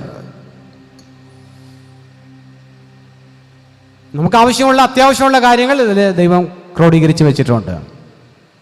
ഇതിലൂടെ ദൈവരാജ്യത്തിൻ്റെ മർമ്മങ്ങൾ അറിയുവാനായിട്ട് നമുക്കിടയാകണം. മറ്റൊരു കൂദാശയാണ് തൈലാഭിഷേകം. അതോടെ പറഞ്ഞ് നമുക്ക് അവസാനിപ്പിക്കാം. തൈലാഭിഷേകം എന്ന് പറയുന്നത് നമ്മുടെ കർത്താവിൻ്റെ കൽപ്പന പ്രകാരം മർക്കോസ് 6:13 സ്ത്രീഹന്മാർ തന്നെ എണ്ണ പൂശി സുഖപ്പെടുത്തിയിരുന്നു. മർക്കോസ് 6-ാം അധ്യായം 13-ാം വചനം. അവിടെ പറയുന്നത്, അവർ വളരെയേറെ പിശാചുക്കളെ ബഹിഷ്കരിക്കുകയും രോഗികളെ എണ്ണ പൂശി സുഖപ്പെടുത്തുകയും ചെയ്തുകൊണ്ടിരുന്നു. ഇത് യാക്കോബ് സ്ലീഹയുടെ ലേഖനത്തിൽ യാക്കോബ് 5:13-16 അവിടെ യാക്കോബ് സ്ലീഹ എഴുതുന്നുണ്ട്, രോഗി ആയി ഒരുവനുണ്ടെങ്കിൽ അവൻ സഭയിലെ കശിഷന്മാരെ വരുത്തട്ടെ, അവർ അവൻ്റെ മേൽ തൈലം പൂശി വിശ്വാസത്തോടു കൂടിയ പ്രാർത്ഥനയാൽ അവൻ സുഖപ്പെടുകയും ചെയ്യുമെന്ന് ആ ഭാഗത്ത് എഴുതുന്നുണ്ട്. യാക്കോബ് 5:13-16. തൈലാഭിഷേകം, രോഗികളുടെ തൈലാഭിഷേകം, അത് അവസാനം അന്ത്യ കൂദാശ എന്നുള്ള ഒരു ടൈമിലേക്ക് വന്നത് അത് മറ്റൊരു സഭയുടെ സാന്നിധ്യം കൊണ്ടാണ്. ആങ്ഷൻ അതല്ല, രോഗം സുഖപ്പെടുവാനായിട്ട് നൽകുന്ന കൂദാശയാണ്. ആർക്കും സ്വീകരിക്കാം. കന്തിയില ഒരിക്കലാണ് ഉള്ളത്. എന്നാൽ തൈലാഭിഷേകം 40 ദിവസം കഴിഞ്ഞാൽ വീണ്ടും സ്വീകരിക്കാം. തൈലാഭിഷേകത്തെ സംബന്ധിച്ച് നാം ശ്രദ്ധിച്ചാൽ ആ തൈലം പുരട്ടി ഓരോ അവയവവും ശുദ്ധീകരിക്കുകയാണ്. കാഴ്ചയിൽ വന്ന പാപം, കേൾവിയിൽ വന്ന പാപം, നടപ്പിൽ വന്ന പാപം, കൈകൾ കൊണ്ട് ചെയ്ത പാപം, ഓരോ പാപവും അവിടെ ക്ഷമിച്ച് പാപ വിമുക്തനാക്കി ആ ശരീരത്തെ പരിപൂർണമായി പാപം ചെയ്യുന്നവൻ, പിശാചിൽ നിന്ന് വരുന്നവൻ, പൈശാചി ശക്തി അവനിൽ നിന്ന് പുറത്താക്കുന്ന ഒരു ശുശ്രൂഷയാണത്. അതുവഴി എത്രയോ പേർ സുഖപ്പെട്ടിരിക്കുന്നു. തൈലാഭിഷേക ശുശ്രൂഷ എന്ന് പറയുന്നത്, തൈലാഭിഷേകം ഒരു ക്രമം അവിടെ നടത്തിക്കൊണ്ടാണ് അത് നിർവഹിക്കുക. പിതാക്കന്മാർ എഴുതിയ ഒരു ക്രമമാണത്. രോഗികളുടെ തൈലാഭിഷേകം, രോഗമുണ്ടെങ്കിൽ, ശരീരത്തിൻ്റെ രോഗമുണ്ടെങ്കിൽ അങ്ങനെ ചെയ്യാം, മനസ്സിൻ്റെ രോഗമുണ്ടെങ്കിൽ അങ്ങനെ ചെയ്യാം. ആത്മാവിൻ്റെ രോഗം പാപരോഗമാണ്. പാപരോഗമുണ്ടെങ്കിലും അങ്ങനെ ചെയ്യാം. ശരീരത്തിലൊരു രോഗമില്ല, പക്ഷേ പാപരോഗമുണ്ടെങ്കിലും ഇത് തന്നെ ചെയ്യാം. അങ്ങനെ ചെയ്യുന്നവരുണ്ട്. പല ധ്യാനത്തിലും അങ്ങനെ ചെയ്യുന്നവരുണ്ട്. ആത്മാവിൻ്റെ പാപരോഗം പോകാൻ തൈലം പൂശി പ്രാർത്ഥിക്കും. ശരീരവും മനസ്സും ആത്മാവും ഒരേപോലെ രോഗത്തിൽ നിന്ന് മുക്തി പ്രാപിക്കുന്ന ശുശ്രൂഷയാണ് തൈലാഭിഷേക ശുശ്രൂഷ. അപ്പോൾ ഇതെല്ലാം നമുക്ക് അനുഭവമാണോ? എക്സ്പീരിയൻസ് ചെയ്യുന്നുണ്ടോ? നാം ഇതെല്ലാം നഷ്ടപ്പെടുത്തുന്നവരാണോ? ഒരു കുർബാനയിൽ വന്നണയാൻ 1960കളിൽ ശ്രദ്ധിക്കുകയാണ്. അതുവരെ എല്ലാ സഭയും ദൈവത്തിലേക്ക് തിരിഞ്ഞാണ് പ്രാർത്ഥിച്ചിരുന്നത്. അതിനുശേഷമാണ് രണ്ടാം വത്തിക്കാൻ സുന്നതോസ് എന്ന് പറഞ്ഞ കത്തോലിക്ക സഭയിൽ ശേഷമാണ് ജനാഭിമുഖ കുർബാനയെല്ലാം അവിടെ എത്തിയത്. നമ്മുടെ സഭയിൽ യാതൊരു മാറ്റവുമില്ല. അത് ഓർത്തഡോക്സ് ആയതുകൊണ്ട്, ദാറ്റ് ഈസ് സിറിയൻ ഓർത്തഡോക്സ് ആയതുകൊണ്ട് യാതൊരു മാറ്റവും അതിന് വരുത്താൻ ആർക്കും അധികാരമില്ല. എന്നാൽ അപ്രകാരമുള്ള ഒരു ക്രമീകരണം ഉണ്ടായപ്പോൾ ആൾക്കാരതെല്ലാം ഉൾക്കൊണ്ടു.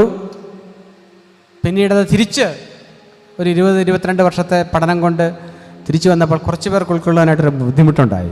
നമുക്കറിയാം. എന്നാൽ നമ്മുടെ ഈ ആരാധന എന്ന് പറഞ്ഞാൽ എല്ലാ സമൂഹം മുഴുവനുമായും ദൈവത്തിലേക്ക് തിരിഞ്ഞ് നാം മൊത്തമായി അർപ്പിക്കുന്ന കുർബാനയാണ്. നാം ഓരോരുത്തരുമാണ് ബലിവസ്തു, നാം ഓരോരുത്തരുമാണ് നമ്മുടെ സമർപ്പണങ്ങൾ, സപ്ലിക്കേഷൻസ് അവിടെ സമർപ്പിക്കുക. നാം ഓരോരുത്തരും ദൈവത്തിന് ജീവനുള്ള ബലിയായി തീരുകയാണ്. റോമാലേഖനം 12:1-2 വരും. നമ്മൾ ജീവനുള്ള ബലിയായി തീരുകയാണ്. ഓരോ കുർബാനയും ദൈവത്തിലുള്ള ജീവനുള്ള ബലിയായി തീരണമെങ്കിൽ നമ്മുടെ ഹൃദയവും നമ്മുടെ ശരീരവും നമ്മുടെ മനസ്സും നമ്മുടെ ആത്മാവും സമ്പൂർണമായ ബലിയിൽ വിട്ടുകൊടുക്കണം. പഴയ നിയമത്തിൽ പാപം പോകണമെങ്കിൽ രക്തം ചൊരിഞ്ഞേ മതിയാവും. രക്തസഹിത ബലിയാണ്, രക്തരഹിത ബലിയല്ല. ഇവിടെ ആടുകൾ, പ്രാവുകൾ, കാളകൾ ഇതിനെല്ലാം ബലിയർപ്പിക്കുക പതിവായിരുന്നു.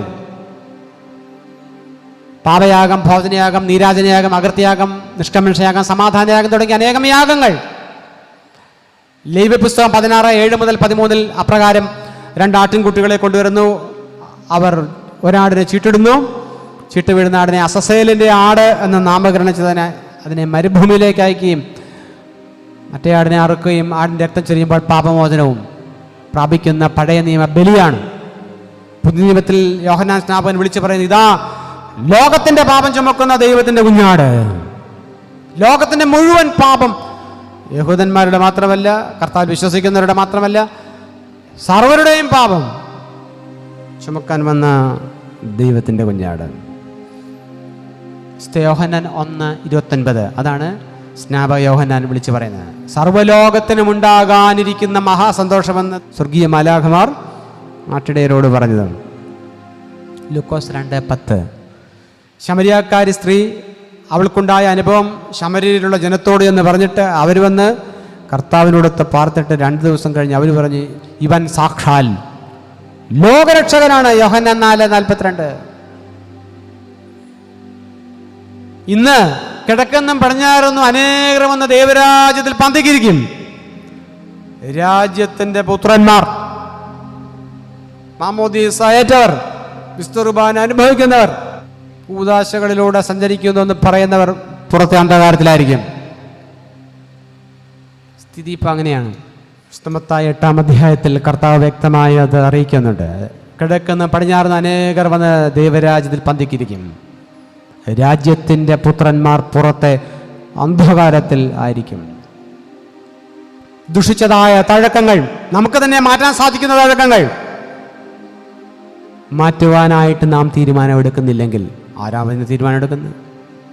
എനിക്ക് മാറാൻ എനിക്ക് തന്നെ ഒരു തീരുമാനമെടുക്കാൻ സാധിക്കുന്നില്ലെങ്കിൽ, അല്ല അപരനത് ചെയ്യുന്നുണ്ട് എന്ന് വിചാരിച്ച് നിന്നോട് ദൈവം ചോദിക്കാതിരിക്കുമോ?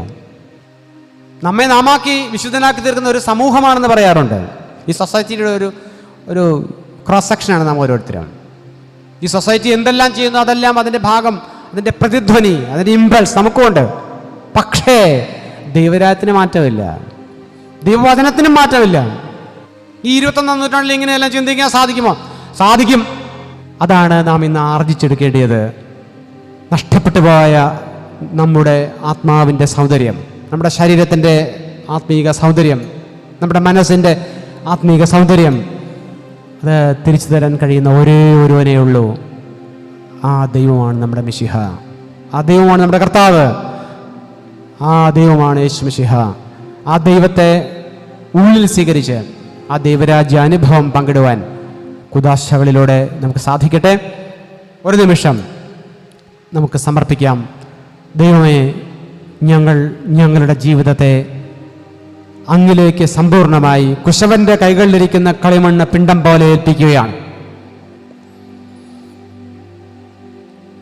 കുശവൻ അവനിഷ്ടമുള്ളതുപോലെ ആ പാത്രത്തെ പുതിയതാക്കി തീർക്കുന്നു. പുതിയൊരാത്മാവിനെ, പുതിയൊരു ജീവനെ ഞാൻ നിന്നിൽ നിവേശിപ്പിക്കുകയാണ്. ഹസ്കിയേൽ 36:26 ഹസ്കിയേൽ 11:19 എസക്കിയേൽ 11:19 കല്ല് പോലെയുള്ള ഹൃദയത്തെ മാറ്റി മാംസളമായൊരു ഹൃദയത്തെ ഞാൻ നിന്നിൽ നിക്ഷേപിക്കും. പുതിയ ആത്മാവിനെ ഞാൻ നിന്നിൽ നിവേശിപ്പിക്കും. ആത്മാവിൽ ചിന്തിക്കുവാൻ, പരിശുദ്ധാത്മാവിൽ സംസാരിക്കുവാൻ, പരിശുദ്ധാത്മാവിൽ പ്രവർത്തിക്കുവാൻ, പരിശുദ്ധ സഭയിൽ, പരിശുദ്ധാത്മാവുള്ള സഭയിൽ, പരിശുദ്ധ അമ്മയോടൊത്ത്, പരിശുദ്ധാത്മാവുള്ള അമ്മയോടൊത്ത്, പരിശുദ്ധന്മാരോടൊത്ത് വിരാജിക്കുവാൻ ഞങ്ങൾക്ക് യോഗ്യം നൽകണമേ. ദൈവമേ, ഞങ്ങൾ ഓരോരുത്തരെയും അവിടുന്ന് സ്പർശിക്കണമേ. ശരീരത്തിൻ്റെ കുറവുകളോ, മനസ്സിൻ്റെ കുറവുകളോ, ആത്മാവിൻ്റെ കുറവുകളോ അവിടത്തേക്ക് അറിയാത്തതായി ഒന്നുമില്ലല്ലോ. ഹൃദയ രഹസ്യങ്ങളെ പരിശോധിക്കുന്ന ദൈവമായി ഇന്നും ദൈവത്തെ തന്നെ ചോദ്യം ചെയ്യാനോ, ദൈവത്തിൻ്റെ സഭയെ ചോദ്യം ചെയ്യാനോ, അതിലുള്ള അനുഷ്ഠാനകരെ ചോദ്യം ചെയ്യാനോ, ദൈവത്തിൻ്റെ സഭയോട് തർക്കങ്ങളോ വഴക്കുകളോ വ്യവഹാരങ്ങളോ നിവർത്തിക്കുവാനോ മടിയില്ലാത്ത ഒരു ജനതയും, അതിനിടയിൽ നിഷ്കളങ്കതയോടെ സഞ്ചരിക്കുവാൻ, അവിടുത്തെ പ്രീതി സ്വീകരിക്കുവാൻ, അവിടുത്തെ കാരുണ്യം ഉൾക്കൊള്ളുവാൻ ഞങ്ങളെ പാത്രീഭൂതരാക്കി തീർക്കണമേ. അവിടുത്തെ ആത്മാവ് ഞങ്ങളിൽ പരിവർത്തിക്കണമേ. ജീവന്റെ പുളിപ്പ് ഞങ്ങളിൽ അവിടെ നൽകി ഒരു ജനതയെ മുഴുവൻ ജീവിപ്പിക്കുവാൻ ഇടയാക്കി തീർക്കണമേ. ഞങ്ങളുടെ ആന്തരിക മുറിവുകളെ അവിടെ നിന്ന് ഉണക്കണമേ. അവിടുന്ന് സൗഖ്യദായകനായ ദൈവമാകുന്നു നിങ്ങൾ അറിയുന്നു. അവിടത്തേക്ക് അസാധ്യമായി ഒന്നുമില്ല എന്ന് ഞങ്ങൾ അറിയുന്നു. ഞങ്ങളോട് സംസാരിക്കണമേ, ഞങ്ങളോട് ഇടപെടണമേ, തുടർന്ന് ഞങ്ങളെ വഴി നടത്തണമേ. യേശയ്യാ 30:19 വചനം, ഇടത്തോട്ടോ വലത്തോട്ടോ നീ നോക്കണ്ട, ഇതാണ് വഴി, ഇതിലേ പോകുന്ന ശബ്ദം നിന്റെ ഉള്ളിൽ ശ്രവിക്കും. ആ ദൈവത്തെ ഉള്ളിൽ കണ്ട് ആ ദൈവ രഹസ്യങ്ങളിൽ പരികർമ്മം ചെയ്യുവാൻ ദൈവമേ എപ്പോഴും ഞങ്ങൾക്ക് യോഗ്യം നൽകണമേ. 6 ദിവസം അധ്വാനിക്കാനും 7-ാം ദിവസം ശാബത്തിൽ നിർബന്ധമായും നീ ആയിരിക്കണമെന്ന് കൽപ്പിക്കുവാനും ഞങ്ങളോടാണല്ലോ അവിടത്തേക്ക് കഴിയുകയുള്ളൂ. യേശയ്യാ 58:13-14 അന്ന് നീ നിന്റെ ജോലിക്ക് പോവുകയോ നിന്റെ കാര്യാദികൾ നോക്കുകയോ വ്യർത്ഥമായ സംസാരത്തിൽ ഉൾപ്പെടുക ചെയ്യാതെ അതിനെ ബഹുമാനിച്ചാൽ നീ കർത്താവിൽ ആനന്ദിക്കും. ഞാൻ നിന്നെ ദേശത്തെ ഉന്നത സ്ഥാനത്ത് വാഹനമേറ്റുവെന്ന് അരുളിച്ചെയ്ത ദൈവമേ, എത്രയോ ശാബത്തുകളാണ് ഞങ്ങൾ മുടക്കിയത്. കടമുള്ള മനുഷ്യര് ചെയ്യേണ്ട കാര്യം ചെയ്യാത്തത് കടം. ഇനി അപ്രകാരം ഉണ്ടാകാതിരിക്കുവാൻ പുതിയ തീരുമാനം ഞങ്ങൾ എടുക്കണമേ. ഞങ്ങളിൽ അവിടുന്ന് പരിവർത്തിക്കണമേ. നോമ്പ് നോൽക്കുന്നൊരു വ്യക്തിയാണോ? പരിശുദ്ധ സഭ കൽപ്പിച്ചിരിക്കുന്ന എല്ലാ നോമ്പും ആത്മചൈതന്യത്തിനുള്ളതാണ്. ദൈവമേ, ഞങ്ങളെ ഓരോരുത്തരെയും അവിടുത്തെ കരങ്ങളിൽ ശക്തിയുള്ളവരാക്കി തീർക്കണമേ. അവിടുത്തെ പദ്ധതികൾ അനുഷ്ഠിക്കുന്ന യഥാർത്ഥ പൈതങ്ങളാക്കി തീർക്കണമേ. ദൈവരാജ്യമായി ഞങ്ങൾ പരിണമിക്കണമേ. അങ്ങ് നിർമ്മിക്കുന്ന ആത്മീക മന്ദിരത്തിലെ ഓരോ ജീവനുള്ള കല്ലുകളുമായി ഞങ്ങൾ ഓരോരുത്തരെയും ആക്കി വയ്ക്കണമേ. ഞങ്ങളിലുള്ള വിലകെട്ട ലോഹങ്ങളെ, വിലകെട്ടതായ എല്ലാ അവസ്ഥകളെയും അവസ്ഥാന്തരങ്ങളെയും ഹസ്കിയേൽ 24:12 നീക്കിക്കളയണമേ. അങ്ങ് അനേകം പേരെ സുഖപ്പെടുത്തിയ ദൈവമല്ലോ, ഞങ്ങളെയും അവിടുന്ന് സുഖപ്പെടുത്തണമേ. ഞങ്ങളോട് അലിവായിരിക്കണമേ. ഞങ്ങളുടെ ഹൃദയ ചിന്തകളെ അവിടത്തേക്ക് അറിയാമല്ലോ. ഞങ്ങളുടെ ജീവിതത്തെ അവിടുന്ന് കാണണമേ. ഞങ്ങളുടെ കുടുംബജീവിതത്തെ അവിടുന്ന് സന്ദർശിക്കണമേ. ഞങ്ങളുടെ സഭാജീവിതത്തെ അവിടുന്ന് കാണണമേ. ഞങ്ങളുടെ ഈ ലോകത്തിലുള്ള പ്രവർത്തനങ്ങളെ അങ്ങ് കാണണമേ. ഞങ്ങളുടെ ഓരോ പാതയിലും അവിടുത്തെ പരിശുദ്ധ മാലാഖമാരെ നിയോഗിച്ച് വിശുദ്ധിക്കായി അങ്ങ് കാംക്ഷിച്ചിരിക്കുമ്പോൾ ഞങ്ങൾക്ക് ആ ചിന്തയില്ലാതെ വർത്തിക്കുന്നത് കണ്ട് അങ്ങ് ദുഃഖിക്കുന്നു. അങ്ങയുടെ ദുഃഖം ഞങ്ങൾ ഇന്ന് കാണുന്നു.